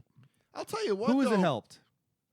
It could have helped us have a better career. I don't. Maybe. But it hasn't really helped anybody. I'll tell you what, though. I mean, the love for older bands, as I'm finding out, is like, I mean, you were talking about you had a ton of people at that show. We did. Yeah, it was great. I mean, but the part of the reason is we keep it as a rare thing. Yeah. Right? And that's for multiple reasons. There's a lot of reasons for that. We have whole swaths of the year that we can't play because our bass player is a high school football coach. Yeah. And he can't do it. He's Once busy. a year is a perfect kind of a thing, though. It is. Once or twice a year is good enough. And you know what I like? I was telling people what I love about it is we don't necessarily have to rehearse because we've been doing these songs for fucking ever, right? It's Yeah. like riding a bike. But the fact that we don't actually like get into these songs except maybe once or twice a year, literally when we're on stage, Bobby, and we're starting a song that we've been playing since forever, yeah. it feels fucking fresh.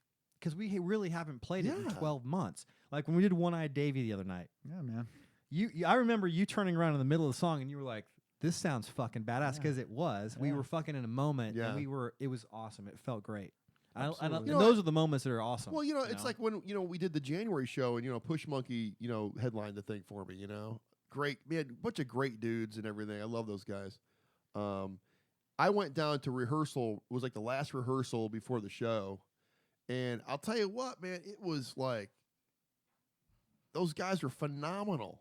I mean, it was like I couldn't believe how great they were. Because it was fresh to them. But it was. They do it. I think they do that gig like once a year. Yeah. Once a year, maybe. Did you know that Tony sat in with us at that? I our saw last the show? pictures. Yeah, I saw the pictures. Yeah, I know. I love. I'm supposed to have I lunch. love that he does that. Yeah, I mean, he'll either sit in with the Worms or he'll sit in with you guys or those older Yeah, school bands. and exactly. he's a great dude. He's like one of my best friends. He is. It's weird because we work on a lot of stuff together now. We're kind of like producing shows and whatever. And I'm that kind of guy. I'm the go-getter. I go and fucking get shit done. And Tony's like the kind of guy that's got he's laid back and he's all goes, yeah, I'll get. He procrastinates? Yeah, exactly. He's a procrastinator. So the other day I get fired up real easy. I get pissed off. I'm one of these fired up kind of dudes. And I texted him. I said, dude, man, I'm going to tell you something, man. I wish I could be more like you. And he goes, what are you talking about? I'm like, man, you're just so cool, calm, and collective all the time. And, and I said, I'm just fucking on fire all the goddamn time. And then he texts back and he goes, that's really funny because I wish I was more like you. And, so we kind of went like this because that's why we work so good together, Yeah, but a lot of people dig those older bands when you come out of let's say come out of the closet, but when you come out retirement once a year, man, people come out for it, Yeah, man. I actually do think that we don't plan to stop, right? We're just keep this pace up, and we're going to keep doing it. Yeah, fuck yeah. And so, like, I'd love to do there some may shows with you guys, there man. may be a day like where someone somewhere is like, all right, you guys are the real deal. Like, you want to come play this club, or you want to come open up for this act, or whatever. And I could see more opportunities coming if we keep going, because it really is unique. I mean, I don't know how many other bands that played a gig so far this year in Austin have been together for 25 years. So it's a unique thing. I know that there's a couple of more that might be creeping up on it, but not that many. And it's a really unique situation. And it's still legit. Like you get all kinds of good stuff, and I think it's kind of cool. Like my son sits in and plays, so it's like, kids dig it. Even, Evan's it's like part of the thing now. Like, he has to be. He just comes in and does his part of this song, and it's just like It's not as novel. Like when he was 12, it was Oh like my really novel. He was like a a little bitty kid on stage. Now he's taller than me, and it's it's just cool. I just wish some of the bands, I know some of them can't like really do the gig anymore because certain people passed away and stuff, but I was really thinking about a couple of weeks back. I was saying, what if this band got back together? You know, of course, have to replace this, or what? I mean, like a band like Pariah. You know, Yeah. can't do that because because Right. of Or Sims. Soul Hat. Like, You know what I'm saying is, why'd that never happen again? yeah, but you know what I'm saying. It's just bands Right. like man. Frosty's gone. I know. Yeah. That's You that's can't have it. Soul Hat without Frosty. I know man. that's Yeah. it. That's so that one's off. Yep. Pariah's off. Yeah. you Well, I know? mean, it's something like with Pariah, if they could have like one of their friends sit in for like a couple of gigs, you know what I mean? That'd be so fun. I'm actually talking to I'm gonna reach out to Dave about have Dave coming up here, Dave Derrick. I mean, just have him come and just shoot the shit, you know? Because I know he pops up on the feed all the time. That's cool. Just a bunch of people that I've all these old school cats that I know that are so good that I mean, could you imagine like say like they did like they had a Pariah reunion and Right. just put a guitar player Yeah. what that would draw. It would So be fucking sick. so if anybody wants to put together a bill of legends of Austin rock, We're trying, put man. them We're on and let us know. Yeah, I mean, because me and Tony are like we're actually starting June 3rd, after we get this Texas Miss show out of the way, we're gonna start. We're gonna start working on January show Is again. the Miss show the benefit show? No, the benefit show's at Hanover's Oh, that's right, okay. on the 26th Got of it. this month. But we're gonna start working on that January show. We already got the date, over at Come and Take It Live for that big one. That's the big one of the year.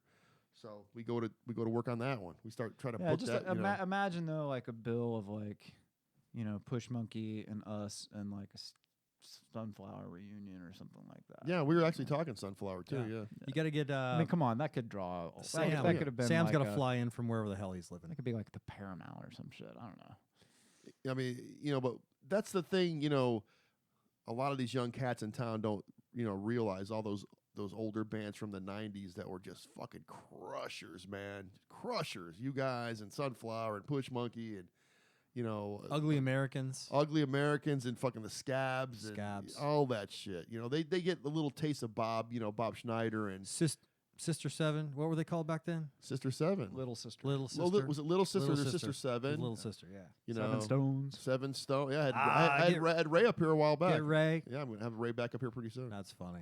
So, are you guys? I mean, is there ever going to be a point where you guys like work on new material, or is it going to be? I'd love to. Mike and I have talked about that quite seriously. He and I have even goofed around. Actually, we hang out so much. We're with each other a lot. We goof around musically occasionally. I remember one time we just had a Steamroller practice and just started goofing on something, and I was almost like, "So are we going to play that at the show? Because that was good, right?" And it's something that we just left. Just let it go. Left it in the air. Oh, yeah. But no, I would actually really like to do that.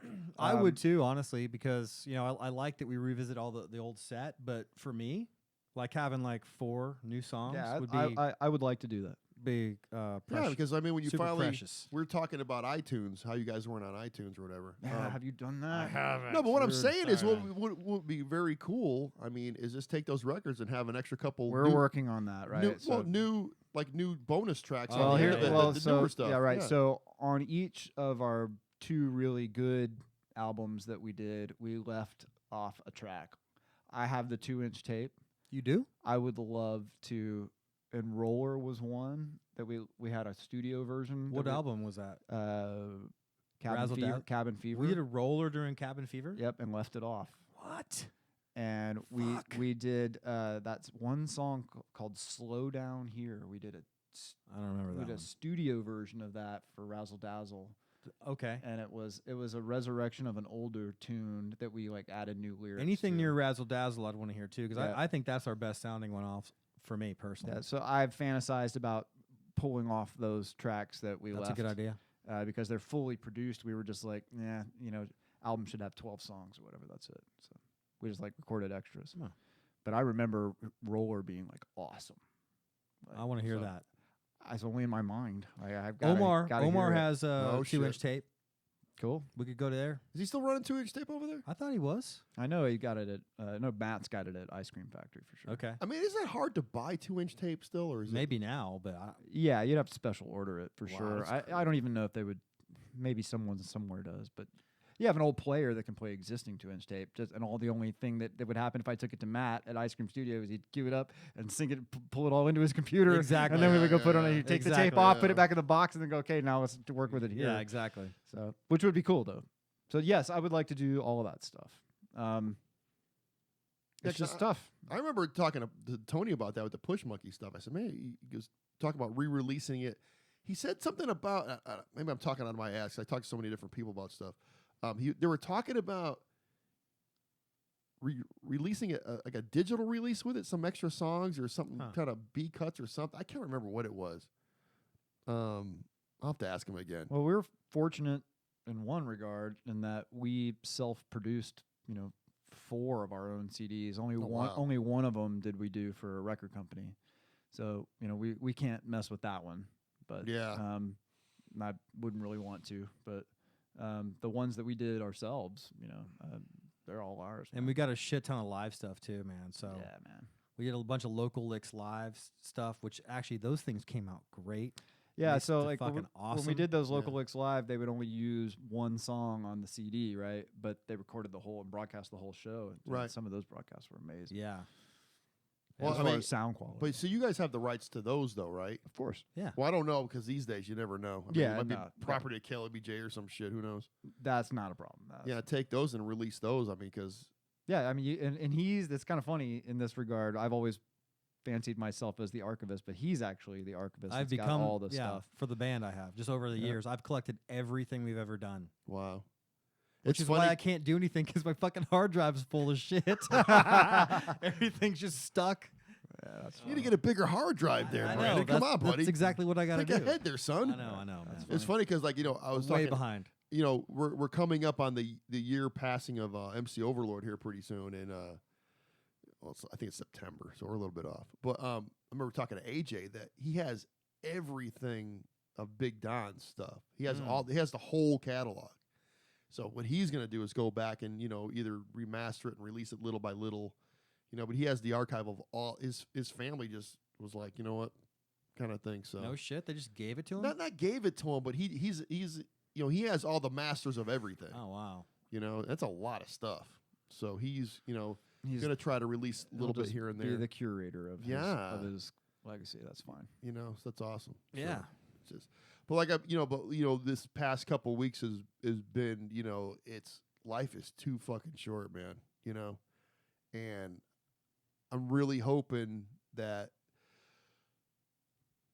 people kind of take advantage of the time that we have on this earth instead of saying, hey, well, I'm going to get to that project in another 2 years, man. Yeah. Get your shit rolling and just, because, as I'm finding out, hey, did you hear this one pass? Did this one pass? Or this, this one's about to pass. And it's like all these super talented people that have so much left to do, And that gives me, my thing. I took the last couple weeks off because of the obvious. Really don't want to get into it, but my schedule now is I'm gonna be balls to the wall. I mean, we're doing shows. We're really gonna start working on different projects, money making projects. Believe it or not. Yeah. No, but I've come across this thing. The YouTube monetization stuff. And how you can make money on YouTube and building up that channel and just working on a bunch of different cool things. Oh, you should, man. Because I'm 51 now. It's like I don't want to waste any more fucking time, man. Yeah.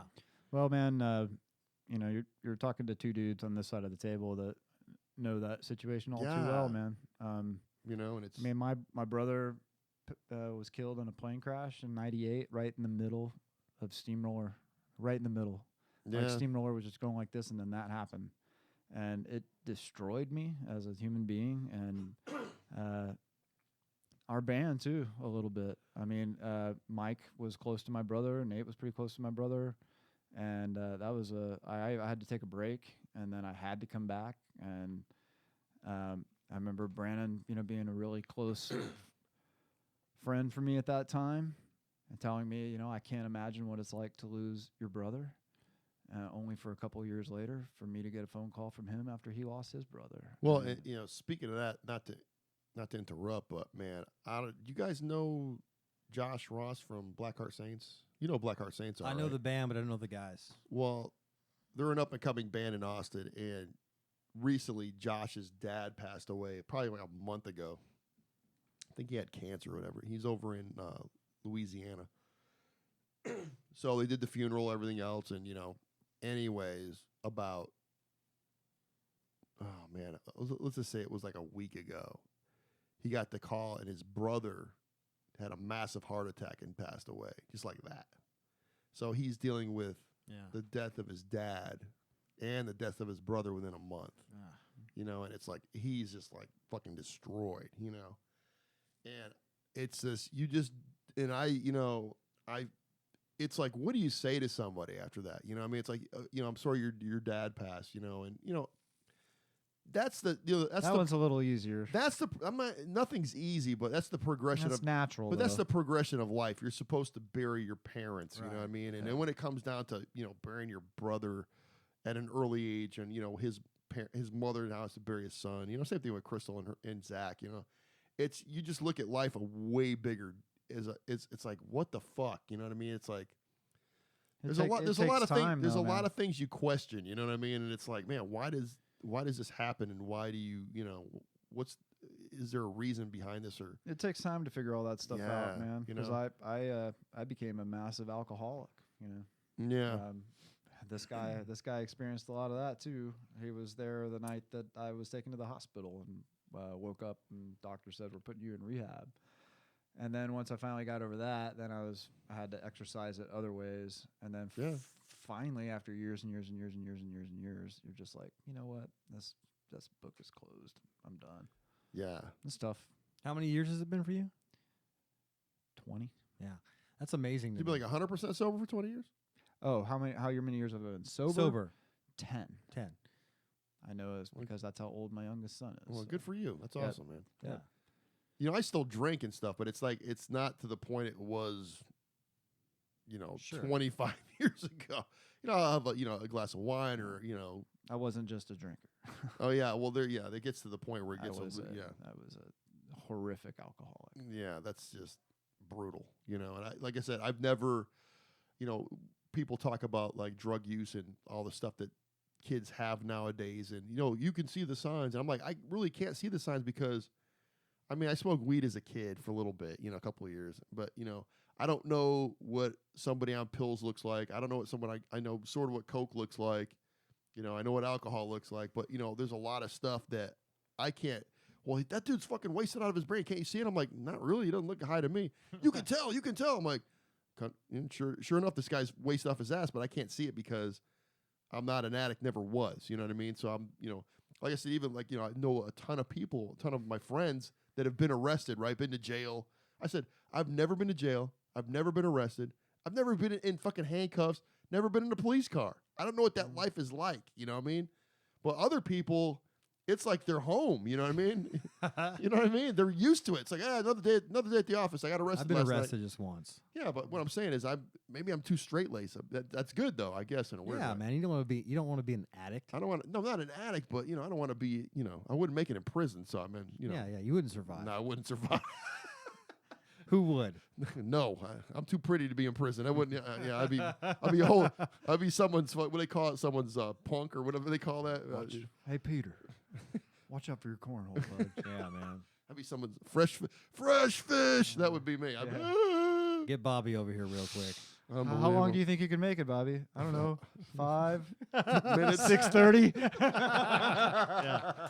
I'd be that guy in the beginning of Shawshank Redemption. I don't belong Exactly. here. Get me the fuck out of here. Yeah. That guy beats him down with the fucking club and kills him. That would be me. That would definitely be me. Oh God. Or I'd be awful. hey boy, pick up that soap. That would be me too. It's terrible. Well, that was like that debate was going around when that last dude in the bird killing got put to death or whatever. Oh yeah. And people were like, that's too good for that guy. Like, shouldn't that guy live in prison the rest of his life? No. Like, I don't know. There's an interesting trade-off there. Yeah, but you know what? It's if did they put all? What was there? 4 of them? Those guys? 2. There was 2 of them. There was an informant and then 2 guys that did it. Yeah. One guy that cooperated and 2 guys that got nailed. Dude, I remember that was where they dragged them, right? Yep. I remember watching. They had a public access show on. In 2000. Man, was it? And they showed the route that they took him and stuff, and they had like pieces where his. I know that area really Yeah, well. where his parts of his body got ripped off and stuff. So beyond Jasper, Jesus. beyond It's fucking Jasper, brutal, so, dude. so Brutal. there's a lot of small towns there in East Texas there. beyond Jasper, there's actually a nice like resort community around Lake Sam Rayburn. And because my dad was a banker when we were growing up, like he had some friends that had some business interests in that. Yeah. And so we were able to get like a vacation home near the lake, near the golf course out there. I spent most of my childhood weekends out there running in the country and stuff. Yeah. We didn't deal with anyone. We went out there. Our house was at the end of the street with no other houses. We had a creek in the backyard and woods that went on for miles. Oh, wow. And so we would drive in. We'd have all our stuff. We would go in, be in the house. My mom would make dinner. We would play in the woods. We'd play in the creek. We'd go to the lake.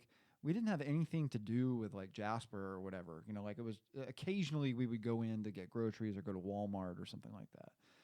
But when that happened, like, you know, we sold that property in like 91, and that happened in 2000. So I hadn't been back to that, and, you know, and it was so sad. And after many years, I finally wanted to go back because Jasper? to Or the lake house Rayburn, to thing? Rayburn, where my lake house was, and I have done that, you know, but it's sad. That town is totally destroyed. Is never recovered from that incident. Never. The town it's a sad place. Well, I just can't believe that, that first of all, that people would do that to somebody else. Number one, that's just like, it's beyond can't. fucking horrific. Racists? Oh yeah.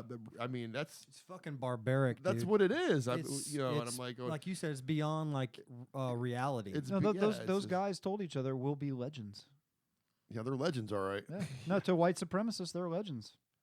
Yeah. So They terrorized black people in Texas. They terrorized them, and so for that, those guys are legends in It's white fucked supremacy.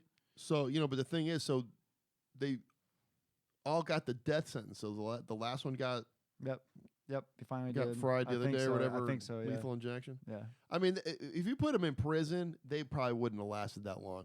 They would have, well, they probably could hang out with the white supremacist Yep, gangs Absolutely. and stuff, Yeah. know. Well, that's the deal. That's how they got into that whole. Both of those guys had been in prison, and to survive in prison, they Yeah, so joined they a pretty white much, yeah. supremacist gang.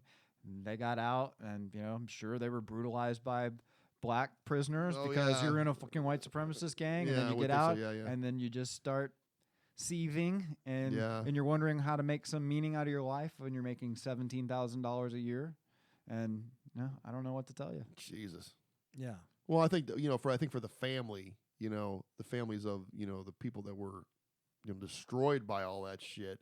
It's it's a closure. It's an ending for, not to say an ending. It'll never end, but at least gives them a little bit of satisfaction that those.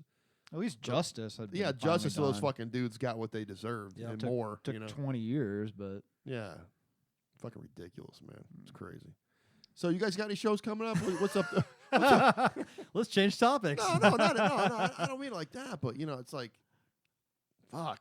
Yeah, that's heavy shit. I remember watching that fucking documentary, and it just showed the route where they took them, and they had the white spray paint where this body part fell off, and I mean, it was Yeah, it's like, I saw all that. fuck, man, and they No, I just saw- showed watched all they of it. drove the route. I was like, good God, man. I watched. There was a full documentary on it. And I watched all that stuff. Yeah, it's just brutal, man. I was like, fuck, how could anybody do that? It's like, Yeah, man. it's So terrible.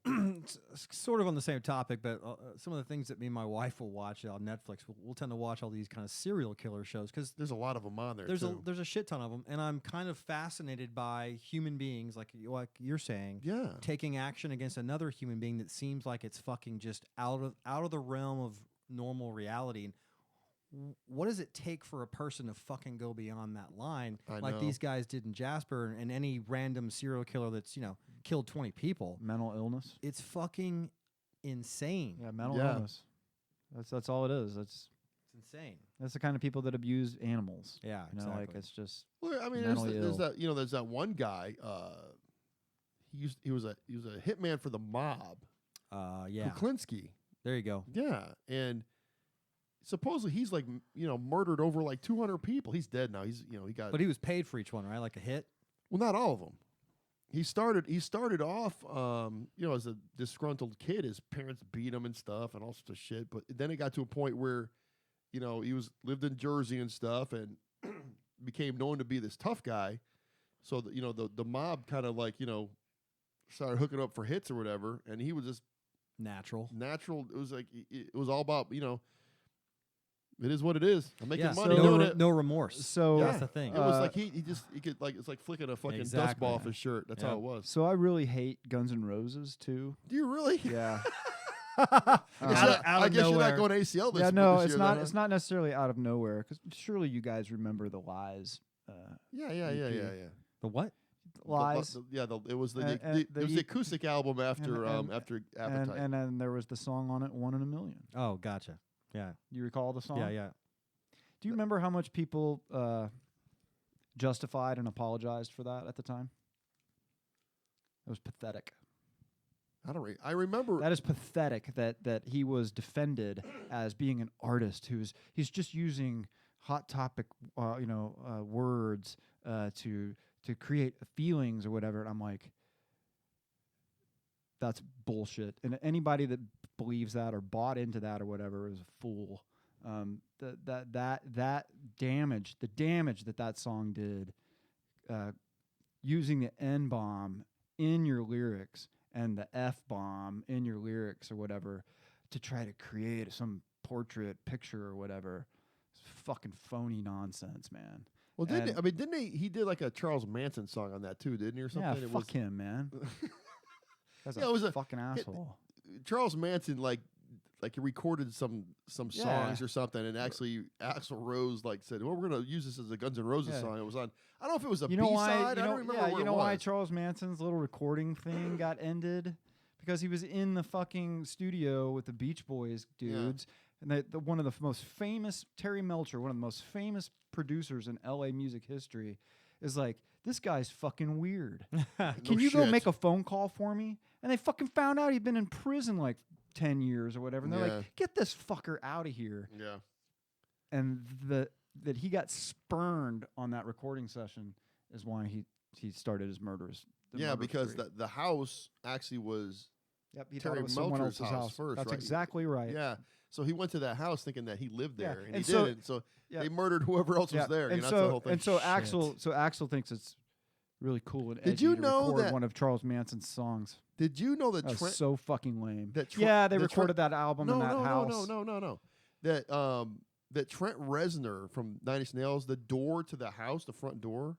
He actually the house is demolished now. It is, yeah. They yeah. demolished the house and they built something else there. I think So I'm he not has sure. the door with He the has blood on it, He has the door, with and pigs it's on it. actually like, well, I don't think it has the pigs on it anymore, but he has the door, but it's the door to his recording studio or something. The door's on his house or something. But he also recorded an album Did he? on the site at Did the he? new house or whatever. So he actually has recorded an album on the site of the murders, which I'm not so sure what the deal is with that. Yeah, 'Cause I know they that's changed. weird. I know they changed the number of the address and everything. It's all Yeah, but the different. physical Yeah, all the other property houses. is still the physical property. Yeah. But let's go back to Axl real quick though. So first of all, I mean Axl, I get it. You know, he's not like this fantastic, artist, innovative artist by any means. So he, in his mind, Kevin, he thinks he's being this high-end social statement artist, which obviously he wasn't.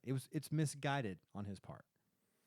Well, I think at the time, I don't know if I think that a lot of that was excuses for him to be able to say what he really wanted to say. Well, maybe that's part of it. That could be part of it too. Well, I think Yeah. at the time the too. justifications for it were I don't were remember. so stupid. I'd like you to just, if you can Google, just go back Oh, I'll go. and Yeah, I'll look do it. at some of the reactions and the apologizing and the justifications and the rationalizations. And if you don't see a study in systemic racism of the late 80s and the metal culture that we experienced, man, you don't have your eyes open. It's also, you keep this in mind. You remember the giant Guns N' Roses Nirvana feud? There was a I remember it. huge feud between those two I bands. remember what it was about though. Oh man, well, it's complicated. I don't want to totally rehash the whole thing here, but I strongly encourage you guys and anyone who happens to be listening to this, go to YouTube and just type in Guns N' Roses Nirvana feud. There is a guy that put together about a 25-minute thing. A guy just did this because he's a passion. He's actually a Guns N' Roses archivist. Yeah. And he put this whole thing together about the Nirvana Guns N' Roses feud. And basically it started when Axl was an early supporter of Nirvana because they were on Geffen. Mm-hmm. And Axl is seen wearing a Nirvana hat in some video, and he was an early proponent of Nirvana. The truth is that he was completely blown away and even wanted to pass along a note to Kurt that said, "You're everything that I wished I could have been." That's a real thing. And Axl thought he was being Mr. Cool. And he's like, "Oh, we're doing a tour with Metallica. We'd love to have Nirvana on the tour." And Kurt's like, "I love to play with Metallica. But I'm not going to be associated with Guns N' Roses." Oh, wow. And so he said, "No, I'm turning it down." And that song is one of the reasons. And so Axl got his feelings hurt, and he started talking shit. And he did stupid shit like burning that Nirvana hat at a concert. Oh, Jesus. All on video. Wow. And you guys don't know about the whole fight that they almost had at the MTV Awards and all that? Well, I remember that. I remember there was one with Vince Neil, the Motley Crue and Guns N' Roses. That was Vince Neil and that was a and different Axl. one. Yeah, I that's know totally they- different. I know there's a bunch Well, this of thing them. was, I Yeah. guess, Courtney. Francis had just been born, and Courtney's man. holding, or Kurt or Courtney was holding Francis was like, I don't know, 2 months old, 3 months old, or something like that. And they're literally like outdoors, and like they're walking past, and Courtney said, "Hey, Axl, would you be Francis's godfather? To the baby. We need a godfather to the baby. Would you be it?" Axl made a beeline for Kurt and gets in his face and goes, "Tell your fucking bitch to keep her mouth shut." Whatever. And Kurt goes, What? he goes, "Shut up, bitch." And said that to Courtney, just being a total smartass, right? Dude, that totally rubbed Axl the wrong way. Poor and, then Axl. and then later, like feel Duff so for Duff McKagan and Chris Novoselic like had almost fisticuffs. Yeah. But the amazing thing about this documentary, dude, is that it has all the footage, has all of the interviews, has all of the text, has everything. This guy put it together beautifully. I'll The have to watch it. good I haven't thing, seen it. yeah, you have to believe me. I've turned some people on at work, and they're like, "Kevin, dude, thank you so much for letting me watch that." He's like, I won't give it away, but you will be fucking amazed at how it plays out all the way to just a couple of years ago. Like, this is not something that's confined to 92, 93. This is something that played out for 20 years, 25 years. The way it resolves when you guys get to the last 5 minutes of this thing, a friend of mine at work, he goes, "Man, that kind of thing like restores my faith in humanity." It's Okay. that heavy. It's that impactful. But some of the things, this is the craziest thing ever, dude. Some guy at a Nirvana concert, right after that, the day after, got his way on stage and grabbed the microphone. And some guys were rushing out to grab him. And Kurt's like, no, let him. And the kid just starts talking. He's like a kid, like 15 or something like that. He's like, "Man, I really love you guys. And, man, I really like Guns N' Roses too, man. Why can't you guys, Get along? just get along, because I like, Fuck that a shit. lot of people here like both of you guys." And, man, like Kurt basically like went up and like put his hand on the guy's shoulder. He's like, "I'm sorry, dude. I'm sorry. But you have to make a choice." He's like, "The choice is you either stand for something or you stand for something else." And he's like, and Chris jumped in. He goes, "Yeah, if you like Guns N' Roses, then you stand for, and drop those two words." And Kurt goes, "You stand for us." He's like, "We don't say anything about girls in our songs." And the way it played out was just amazing. And when Kurt killed himself, like Axl, like had his own special little misery where he had to ask himself, what part did I play in that? Sure. It's interesting, guys, the way it played out over all those years. You won't believe it. And when you'll see the footage and you'll hear the audio snippets. The guy sets it up and he goes, "And here's the video from that night," and that kind of stuff. And you're like, whoa, Yeah. like there's video? Like, So you it's can't argue the crazy. point. No, it's Yeah. crazy. Yeah, I think with crazy good the way that guy put it together. Guns N' Roses Nirvana feud. It's a 25-minute little documentary this guy put together. Yeah, the thing with the Guns N' Roses and Nirvana, they blew up so freaking big. I mean, Guns N' Roses like shot to like, they could do no wrong kind of a thing, and they were just so. I mean, they were the biggest thing ever. And then Nirvana comes up, and then they're the biggest thing ever. It was like people don't understand how big those two bands were. They're just monstrous, man. Yeah, but one. But what I'm trying to say is, they just thought that they had these godlike statures where they could just go out and do anything they wanted to do. Yeah, Axl did for sure. Yeah, so piano. What the fuck was he doing? He thought he was Elton John. He thought he was Elton John. What a fucking moron. Yeah, I mean, you go from the what was the first show? The first time Guns N' Roses on MTV, they replayed the Roxy. No, it was or the Whiskey. No, it was. Yeah, I know what you're talking about. No, that was in New York. That was I said not L'Amour's, but I know what you're talking about though. But that came on Headbangers Ball. Yeah. Now that version of Guns N' Roses, awesome, right? Fucking untouchable. But when they get to the later stuff, when they do the double album bullshit, whatever the fuck that was. Well, because they the drummer was gone. They had a new drummer. They added a bunch of new guys, so it wasn't a 5-piece anymore. It was like 7 dudes all together. Yeah, but the whole notion of Guns N' Roses is built on sleaze rock. Yeah. That's it, man. Right. It's about how hard can you party? How many sluts can you nail? How many drug songs can I sing about? It's like, it's so fucking lame and so cliche. And sleaze rock, give me a fucking break, man. Nirvana is a whole artistic package, man. The whole thing is art from the album covers to the poetry of the lyrics to the execution of the songs. Every total package. I mean, Kurt Cobain edited the Teen Spirit video, man. Every time you see that video and think of the phenomenon of that, they served that video to him and he goes, no. And he went in and edited that thing, man. He did the album covers. He wrote the lyrics. He was the poet. Man, fucking Nirvana is a pure piece of art from start to finish. And Guns N' Roses is built on sleaze rock, like bad Aerosmith.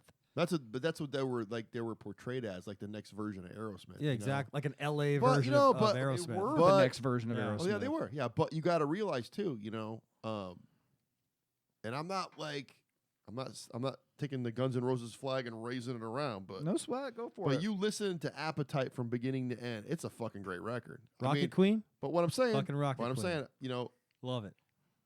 It's an album that's timeless. Like you take, anything from Nirvana, it's the same thing. It's a taste thing.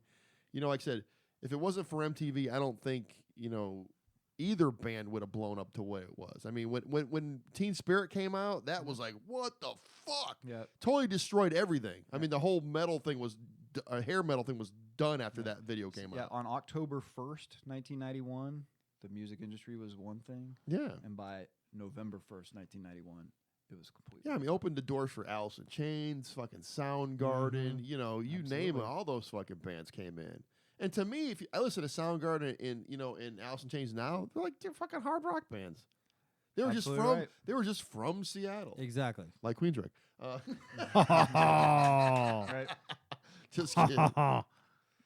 Kurt loved Soundgarden. I mean, there's a lot of pictures of him. He has a Soundgarden sticker on his guitar, and the first tune on Bleach basically sounds like Soundgarden and Alice in Chains.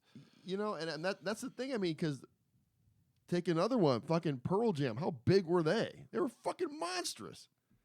I mean, there's another Seattle band, but you listen to all that. There's another division. Yeah, but you're either a Nirvana fan or a Pearl Jam. No, but if you listen to it all now, to me, it's just hard rock. That's all it is. It's nothing. There's nothing different about it except that you dressed in flannel and you were from Seattle. Right, that was the only difference. Well, Even Flow, the riff of Even Flow is basically exactly like some Ted Nugent song. I forget which one it is. I mean, it's practically a ripoff of it. But man, never mind. I just checked what I was going to say. Yeah, but there's you take like Stone Temple Pilots, just one fucking tune. It's a blatant Kiss ripoff. You know what I mean? So there's a Nirvana song that's a total ripoff song. Yeah, but and Kurt admitted it. And which one? You won't believe it. Also, here's another thing to take a note of, right? So Teen Spirit was the first single on Nevermind, right? And they were like, okay, that's really hard rock. We need a different. We needed something different. So they were like, he was like, I want to do Breed, and they're like, no, that's too hard. And he's like, well, I want to do Lithium. They're like, no, let's make that one the third one. Let's do Come As You Are. And he was like, he goes, we're gonna have to contact Killing Joke. And they're like, why? And he goes, because it's basically exactly the same as their song called 80s. And they like listened to it, and they were like, God damn it, Kurt. They got some lawyers to dissect the two melodies, and they were like, so by virtue of so-and-so rule, note X and note X2 are distinct enough from the original blah, blah, blah, blah, blah, that they just legally went not the same song. Right. And they did inform those guys that they did that review and that this was about to happen. And those dudes were super pissed. Yeah, that would suck. And so I remember when I read about this, and I was like, I wonder how close it is. And I went and looked it up. So you can look up the song called 80s by Killing Joke. And I showed it to a guy that I work with recently, and his first response goes, I was expecting it to be more subtle. Because when you hear it, that song It's a goes, ripoff. that song goes boom boom da doom da doom doom doom doom doom doom doom doom doom doom doom. I And think it I've even heard that. sounds like it. Okay. It I even, think it's I've like, heard that. It's like a clean chorusy guitar sound. So check that out. Killing Joke 80s. They just like. I think you played that for me, Kevin. I might have. Yeah. Yeah. So, anyways, something's always inspired by something. Oh, else, that's man. these Yeah, days. exactly. I mean, these days it's like so hard to be original. You know what I mean? Man, Because it's right. everybody steals from everybody else. Everybody does. Right. You I know? could go over a couple of Steamroller tunes and tell you Oh, yeah. down to the fact where I wrote that riff to sound like this song. I mean, literally, I think I just did that the other day. I texted you Yeah, guys. text something. message. You did. Yeah, I Same was thing like, I just realized after we played our gig, I was like, this one really anthemic part that we have of one song, I was like, I know where that came from. I'm like, that was an older thing that we wrote in high school, and then we wrote that in high school to sound like the outro of Bastille Day by Rush. I was like, and we still play it to this day, Yeah. and I'm like, that's where that came from. I just tried to write something that sounded like Bastille Day, like the outro major epic thing. Well, shit, it comes Anthemic down- thing. Yeah. It comes down to my intro. I totally stole that. What? Oh, that thing? Yeah. No, we're putting it together. There's this where it comes from. It's in the same vibe. It's not the same song or anything. When Motley Crue lost Vince Neil for that 2-year period, Mark there's Robbie period. yeah, the Crosby thing. They had this album, that was Motley Crue '94. I guess it was called self-titled. But they had this thing, this little EP you could send away for. It had the little flyer inside the record when you bought it. And it had things called quaternary, which basically was each guy in the band wrote and recorded their own song, right? And that thing is one of those is from tracks? Tommy Lee's thing called Planet Boom, or Welcome to Planet Boom. And I said, so when we're putting it together, Kevin was saying to me, Kevin Gutierrez, he said to us, well, what do you want it to sound like? And I said, well, there's this thing, man. I really love this fucking tune. It rocks it. It's heavy drums in it. It's really fucking cool. So he came back like a week later, had the whole thing recorded and everything, Cool. And he goes, there you go. I'm like, holy shit. You know what I mean? I love it. You know what I mean? It sounds Awesome. great. But it's exactly what I wanted. I got it. But it's not totally original. Sure. It was inspired It by was Tommy Lee's. inspired. Yeah. Quote How unquote. close is it? Yeah, look, if you Pretty can, close. if you can be in the 0.00001% of artists that have produced something truly original, then consider yourself lucky. It's the same kind of vibe. I wouldn't say it's the same thing. If you put the two up against each other, you'd be like, oh, I Well, could see not that. Not only something original, but something that's consumable and original. Right, Because right. people can make stuff that's original all fucking day, and everyone's going to say that sounds like shit. Right. And it dies right there. And Yeah, earlier yeah. you were talking about stuff that gets weird or whatever, and I'm like, well, weird is one thing, and weird and cool is another. Right. Like weird can be sucky, Yeah, exactly. Yeah. Anyways, so I know Funner's got a bunch of stuff coming up. Not a bunch. Yeah. You have something. We just played Saturday. Okay, but you have something else coming up because I got an invite for Yeah, another Palmer gig. Lane Tavern, I think. You guys are doing that? You guys are playing over there now? Yeah, this is only the second time that we've done it. Okay. I mean, Funner plays at least once a month, Yeah. sometimes twice. And I mean, we move around a bunch of. I mean, we play Hanover very regularly, but we played at this point almost everywhere you can play. I mean, Yeah, no, you guys. I had Baker Street. I had all those places out on the Lake Travis. At That's a, places in Round Rock, places in Pflugerville, Yeah. Palmer Lane Tower. I mean, we've funner plays Well, because everywhere. I've never seen you. I've never heard of you playing Palmer Lane Tavern. That's because Yeah, it's only one time. Yeah, because every And time we didn't really go crazy promoting it. It's Yeah. like because there's a built-in crowd there, and we just entertaining the people that were there. It was fun. Yeah, because every time I hear about you guys, it's always the Hanovers all the time. Yeah. Hanover's But gig we've played downtown. We played Yeah. in Kerrville. I mean, Well, we've that's done a lot of gigs. That's the great thing with that band, though. And I always tell everybody, I said it's a different kind of vibe. It's that '80s vibe, but what Dana does with it, and what all you guys do with it, Right. I made a joke that I'm like, we play Into the Groove by Madonna or Yeah. whatever. By the time I get done with it, it sounds like a Rage Against the Machine song. Yeah. I'm literally playing with like octave fuzz and stuff. I was- playing go dun dun dun dun dun dun dun dun dun dun dun dun. Like, I was telling them that, like by the time everything that goes through me ends up sounding like Rage or Van Halen by the time, no matter what it is. I was telling Brandon about the time that I sat in with you guys. Fuck, that'd be a couple of years ago now. And I guess Ben has the thing with I think it's Ben or one. It's like it's like if you're gonna sit in, you kind of have to rehearse with us first to make sure that you can play. Right. And I'm like going because at the time they wanted me to play a song, and I'm like, what do you want to do? I'm like, Beastie Boys, this is easy. Well, can you come over and rehearse? I'm like, nah, I got it. And they were like really worried that I wasn't gonna be able to pull it off or something. To play Fight for Your Right. Right. No, what? No, it was a bunch of them. no, it was Sabotage. Oh, yeah, Sabotage. Yeah. Yeah. No, we do that, and No Sleep Till Brooklyn, and Yeah, so and Brass Monkey. And so I got a couple of calls throughout the week or whatever it was. Sure, you don't want to come and rehearse? I'm like, I'm good. Don't worry about it. I'm good to go. And I think I got there and fucking nailed it pretty good. So yeah. it was fun. No, there's a very strong rehearsal ethic there. Oh, that's good though. But that's great. I mean, because what you guys do, you need to have it. Make sure There's a lot of bands that don't rehearse. We're always adding stuff too, and then by the time we get up to like fucking 30, 35 songs, Oh, yeah. That's a something lot. like that. It's Yeah. like we'll do one, and then we'll like, okay, let's go over this other part, and dude, we totally rearrange all that stuff and reinterpret it, and It's a literally by the time I get done with Word Up, it sounds like it could have been on Van Halen 2. It's fucking hilarious. and that's the thing, because I mean, when you guys do it's a great show. You know what I mean? You could tell you guys put a lot of work into it. You guys sound great every time you play. I mean, everybody Thank you. has their part that they play, and it's a great show. So Yeah, thank you. you You know, still doing Purple Rain? No, we did. that's a tough one. We, Because that's we the did. one- We never did Purple Rain. We did 1999 and Let's Go Crazy. Let's Go Yeah, Crazy. Let's There you go. We don't really do that very much. Because that's the solo. I remember at Yeah, yeah, Hanover's, I yeah. walked over when I realized you guys were playing. I was like, holy shit, I get to watch Dodds play this solo. And I stood like about this close to him because like I gotta watch this shit. Well, we don't do that one so Love much. it. Partly, I've I never guess- seen anybody do that song right. Well, they did it good. Well, the vibe of it. Kevin That's a nailed the tough, solo. it's a tough kind of.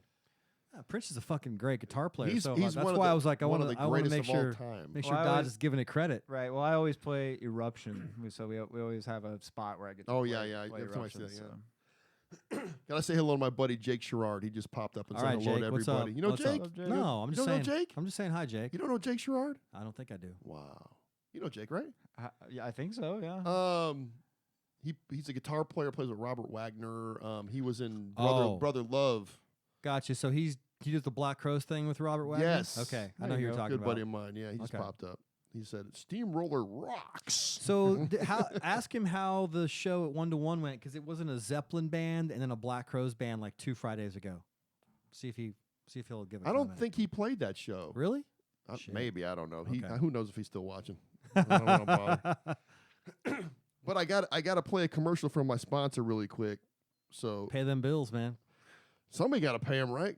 Lord knows, Anyways, Iron Wolf Ranch and Distillery, my buddy Lester Singleton over there in Spicewood Springs, and That's one of where the. I live. Are you in Spicewood? You're at. Well, I live off of Spicewood Springs Road. Oh, they're out in actually Spicewood Springs. They're out like- in Spicewood. is it Right. Spicewood? Yeah. Oh, I Where fucked that Willie- one up right then. where Willie is. Off of 71. That's where he lives. Yeah. That's where they are. But if you're familiar with the Texas KGB are big advocates of these guys. So they're doing on the commercials. So hit one. I think who was in this one? We'll find out. How's that? If I can get it to play.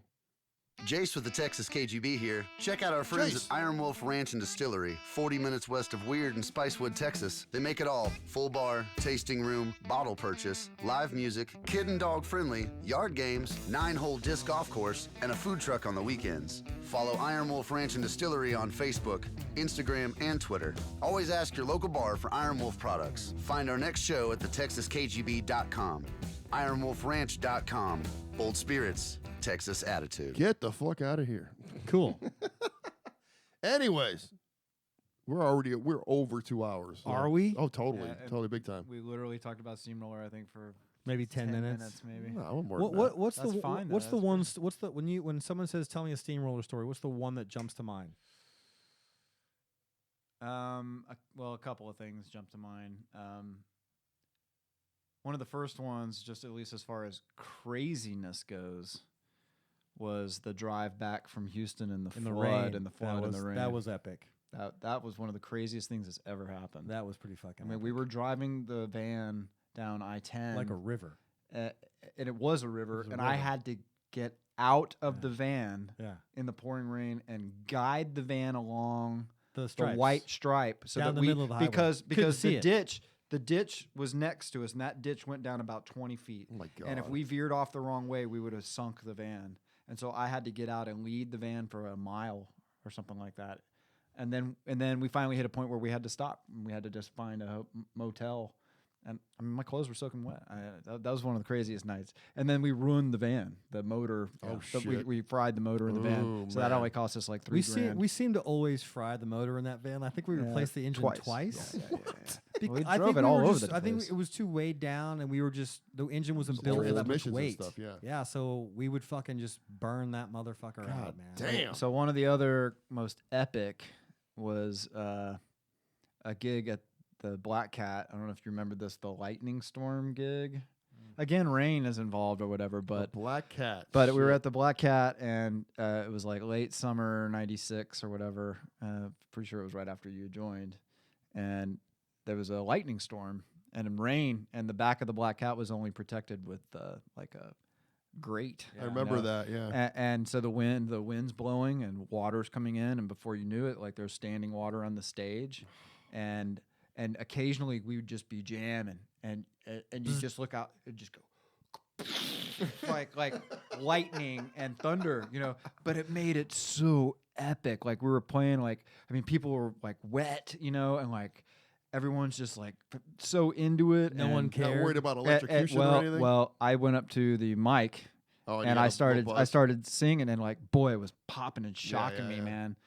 And at one point I came up and I was like this, this close, Yeah. and I saw a flash of blue light, and it just went like someone taking a flash camera Yeah, shot in yeah. my face. And I didn't, before I even knew what happened, my left arm goes, Oh my god. my left arm extended all on its own, and I went, I fell straight back, and my butt landed on the drum riser, and I just stood there like this. I sat there like this with my arm straight out, and my sister and my brother were like there at the gig, and they both saw it. Oh my god. And like, so my sister comes up, and I remember she was like checking on me, and I think I got pissed off or whatever. And I was like, I went up to the microphone and I just disconnected it, and I was like, I'm not fucking singing another fucking word, Oh my tonight God. or whatever. And we finished out the gig or whatever. That was just super epic because I got shocked so bad. That was Lord. crazy. Another time, some guy hit me in the head with a tennis ball. And That's not epic. I but got it's well, interesting. no, Pretty but- epic, yeah. that I called him out. That was pretty epic. And then another time, a biker guy walked across the stage because he didn't want to go around the crowd. He walked Oh. across the stage. Did you go to the bathroom or Yeah, something? and I improvised some. Unreal, man. Unreal. I improvised some lyrics about him as he was doing it while I was singing, and I said some Unreal. dumbass is walking across the stage or something like that. And I look over and he's sitting on the stage just glaring at me. He's like some dude with a big old mustache and everything, whatever. And I finally made eye contact with him, and he goes like that. Like he wanted to go outside and fight Let's go me. fisticuffs. They wanted to go Like, oh, fight me wonderful. because I called him out for walking across the fucking stage while we were performing. I went over. I just said something. I patted him on the back, and he was like, "All right, man, you're cool." How about the time we played Oklahoma? The baseball stadium. The baseball stadium. That was on the And Horde we tour. played on the same stage as Government Mule. Oh wow! And so when we were loading in, we're just walking backstage, and Warren Haynes comes around the corner, like just any other motherfucker in the world. Yeah. And we stop. We're kind of like in awe. We get a picture, and we can see all of his guitar gear still fucking says Allman Brothers on all the cases. Wow. And that was a big deal, especially not so much for me, but Mike and Nate and you guys were huge Allman fans. Brothers. I was Yeah. kind of incidental Allman fan, but it was great to see him. But He was a nice, sweet dude. Took a picture. It was epic fucking. but moment. also Ben Harper was on that Yep, gig. that's true. Smashing Pumpkins and Blues Traveler. Wow. And you had played with Blues Traveler Back and earlier Rhythm stuff. Child and talked to the guitar player dude who remembered playing with you guys. That was cool. Yeah. That was epic. Then we did the Horde tour in Austin too at And that South was not Park. so epic. South Park Meadows. Got rained Not out. so epic. It oh, ra- well, it that's rained. Not so epic. Those were great. I missed that. Uh, We part. toured around. We got to play Los Angeles and Portland and Florida and Colorado, and those were What about Mississippi. and Also, one that stands out for me is we used to play Steamboat a lot, and Danny was always, fucking awesome for us. And one night, I feel like it was a Halloween night for some reason because I feel like everyone was in costume, and maybe it was. we did dress up as Kiss one Halloween. We did. But he would give us like a steady amount of joints before a gig. We would go backstage with him right behind the stage. And he would smoke everybody out. And then one gig he like handed us like like 12 joints, and we basically said, okay, half for us. And Danny's like, with the other half, he's like, just throw it out in the crowd. Like, let's get the room going.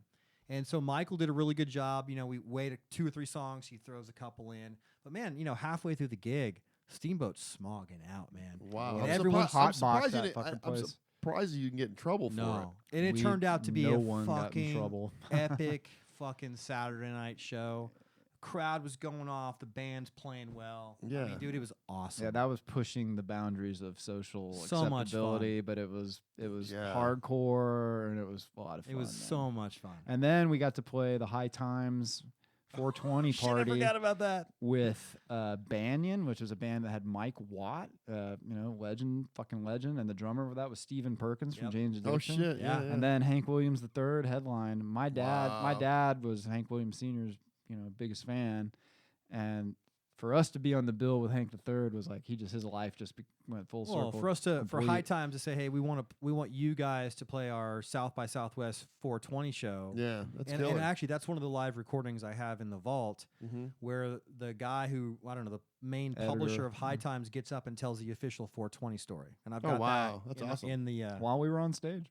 while we're on stage. That was cool. You might want to just release that. It was literally at 4:20 in the afternoon. He's like, "Okay, everyone, we're gonna have the band stop." Yeah, it was in the middle of our set. and he gave the story. Yeah. It's epic. You need to Epic shit. just take that This whole was tape like- and release that. This was Yeah. like 2000. Yeah. Right, We yeah. actually sounded great that day. It was fucking awesome. Yeah. I'm glad we recorded it. I've got every song on that, Kevin. Every That's single awesome. one. Yeah. We also had a couple of really awesome narrow brushes with the law. I'm sure you did. Those Several. were great. Several. We never really got in any trouble though. No. We had a good policy. We basically were always like, okay, if we take pot, we're gonna have a little amount with us, and if we get asked if we have it, we're gonna give it up, and it always worked. Yep. We would just go, here it is. Yep. And it was It's a little bit. disarms the cop. Yeah. We got nothing. He throws it on the side of the road, and then we're done. You got some nice cops then. Some of them are not so nice. We did, because that guy that did that day looked at us in the face and he goes, "You don't know how much some of the other guys that I work with would have loved to have pulled you guys over tonight." He goes, "A band from Austin Oh yeah. out on Highway 21, Oh yeah. whatever." He told us, he goes, "There are other guys that I work with that would have loved to have pulled you guys over tonight." Yeah. And he was a younger guy. Yeah. He was cool. But we got lucky with that. But when you get pulled over, well, we had some that weren't so nice. No. And fortunately, at that time, we didn't have anything to be found. But we got pulled over off of the side of the highway, and they destroyed the van. Oh my God. When the They took every single thing out of the van. when the sheriff- every single thing. The only thing they found was ashes in when the the sheriff ashtray. goes like something to the effect of, "What are you boys doing on my highway tonight?" and it's like Oh, that's 2 in 'cause the like- morning. It's like the fucking Dukes of Hazzard Yeah. and shit. I do believe Now they you're like- pulled up on all of us pissing on the side of the road. Yeah, and like That's how they usually get you, though. so. Yeah, when you hear that kind of shit, you're like, oh no, no matter what, something's gonna go. And they didn't Yeah. find shit that night. They were pissed too. Oh, other fact: every time we did get pulled over, our singer Michael was always shirtless. For some reason. Every time. Always. What's up with these singers? They're always shirtless all the time. Yeah, Always. even when he was driving, he Yeah. was shirtless. Just shirtless. We got pulled over. Just in case, you know. It's a little hot. And we got pulled over for ticky tack shit too, like not dimming your brights and stuff like that. I don't know. They see it like, you know, a van full of guys in it. They think something like, oh, we got an easy one here, you know. Absolutely, yeah. That one time that they rolled up on us pissing or whatever, they took every drum out of every case, every guitar out of every case, every bag, everything that we had. And the only thing that they were like, what are these ashes in the ashtray? And we're like, cigarette ashes. They can't fucking get you for ashes. Right, I know, Yeah. but that was they were that frustrated with us. Yeah, and then they get done and like you got all the shit strewn all over the Yep. highway. Yep. They're like, gotta go. Have a Yeah, nice night. That's You're like, exactly what. "Fuck." That's exactly what happened. Well, that's what they do. They always do that. We They never help you put yeah, shit of course back in not. there. We rebuilt the inside of the van there on Yeah. the side of the highway at 3:00 in the morning. You're like, son of a bitch. So dumb. I know.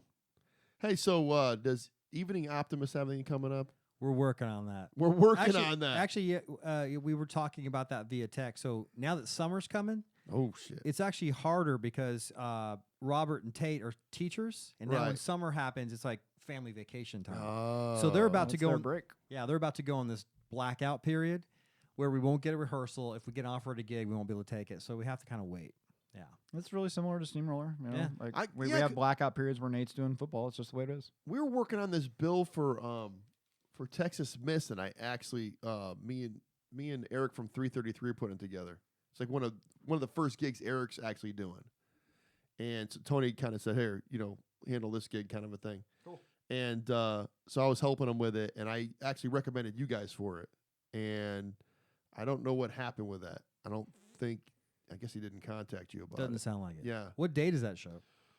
June 2nd. Yeah, that's going to be pushing it because even Robert was Yeah. like, yeah, the vacations are coming up soon. I don't even think we would have been able to make that. Yeah, because I told him, I said they're a really great band. You need to start working with them. I mean, because just try to get some fresh people in there. Hell You yeah, know, man. get some stuff going. Keep throwing them our way. We'll yeah, grab one. yeah. I'd love to see you guys do some gigs with 333 and stuff. Absolutely. That'd be awesome. you Yeah, know? yeah. You And so know. the other band that I'm in, Battleship Down. Yeah. I think we're on some bill with them sometime fairly soon. I or gotta something look. like that. So. Yeah, I'm part of all those things. It's like I just So, try to keep up with them. I all, saw so, one of the videos you guys put on YouTube. So, new drummer, Yep. new bass player, or no? No, same bass player.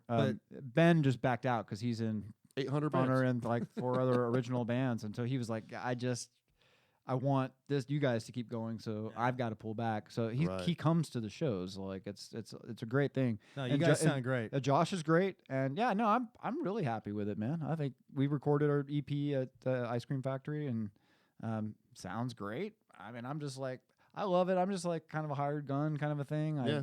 I just come and sing harmonies and play a second guitar and all the guitar solos, and I love that role actually. I need to check it out. Is it? I mean, is the album available anywhere? Or Yep. Okay, I need to check it out. We I've heard of the we even band a made million vinyl. We even made vinyl copies. Oh, That was pretty nice. cool, man. There you go. See, Never been on a 45, record. 45s. Never been on a record before. That was a Tell you, trip. man, and that's the thing. People are eating vinyl up now. They'll Yep. go and buy a vinyl album, So even you- if they don't even have a turntable to play it on. It's cool though, right? Yeah, I mean, fuck come yeah, on. it is. There's something about even having to flip the motherfucker over. It gets to side Yeah. B, and Yeah, the it's old first school, song man. on It's side old B. school. And Evan played an outro solo for one of the tunes from So Battleship cool. Down too. It's pretty It's cool. just- My I mean, son. It's just really wow. Yeah, that's cool. he just played the outro solo for one of the tunes. If you didn't Nice. know it wasn't me, you wouldn't know. It sounds just like me. you. Or Well, I mean, we both have that kind of Van Halen-ish blues style, well, it's like So Eddie, he it's knows like Eddie and Wolfgang. He knows you what know he's I mean? doing. He knows what he's doing. So He's punker though. is he? Yeah, he's opened up my eyes to a lot of punk that I missed. Is he playing with anybody like his age? Yeah, he's getting a little something going. Does he want to? He really wants to. The problem is that there's almost no kids that play the bass now. So it's really hard for him to So find a you've kid. gotta So, find a he guitar found, player. Well, he found a musician, and he's like, "I need you to play the bass." Yeah. How old is he? He's 16, Okay. and they're getting that going. And the first tune that they worked up, and he had like a recording of it, was that Dick Dale song "Miserlou." Hmm. Dude, it's crazy. Evan's like going Cool. playing the whole solo, everything. I mean, he's got that. I don't even know how to play that, and he fucking figured it out and got every fucking nuance of it. And he got his buddy to play the trumpet part, and all Cool. this, like the kid that played the drums was great. And he's asking me questions the other day. He's like, "Dad, do you ever think that there will be like another like musical revolution? Like there was with Nirvana and stuff in the '90s or whatever?" And I was like, "I don't think so." It just matters. I think it comes around to. I don't know about that, Kevin. I don't know. Yeah, other people say no. It's happened before. It'll happen. It'll again. happen again. But I'm like, that last bridge that was built was between metal and punk, and man, that was a big bridge, man. And Metallica and Nirvana closed that gap, and that provided a great opportunity. I don't see any more bridges like that. It's just the nature of the beast with the industry now. When it comes to there's nobody's selling records anymore. Closest thing is Childish Gambino. I think his tunes are the most creative, unique Yeah, I mean, like stuff I've heard in the last 5 to 10 years. I think and I don't even know how you categorize his stuff. Yeah. It's not hip hop. It's weird. I think the biggest band I've heard of recently has been that Greta Van Fleet band. I mean, they're fucking awesome. Yeah, man. they're awesome. But what I'm saying is, but I incredible. think that's kind of You old heard that school. Stairway to Heaven song they wrote? It's fucking great. Have you heard that one yet? No, that's Led Zeppelin. I'm just kidding. Yeah.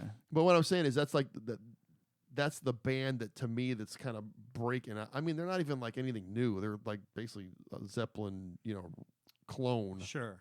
But You know. I don't think they're bridging any gap. No, though. they're not. They're not bridging any kind of gap. They're like an echo Oh, back to even Zeppelin. but even like Alex they're- even like Alex Lifeson, like he's coming out and he's like, dude, Greta Van Fleet is like They're a great band, yeah. They're like the thing that gives young rock music hope. Sure. And I got to tell you, for him to say that means something, because Rush was completely dismissed as a Led Zeppelin copy band Sure. when they first Yeah. started. the first album. yeah. Gene Simmons called them Led Zeppelin Jr.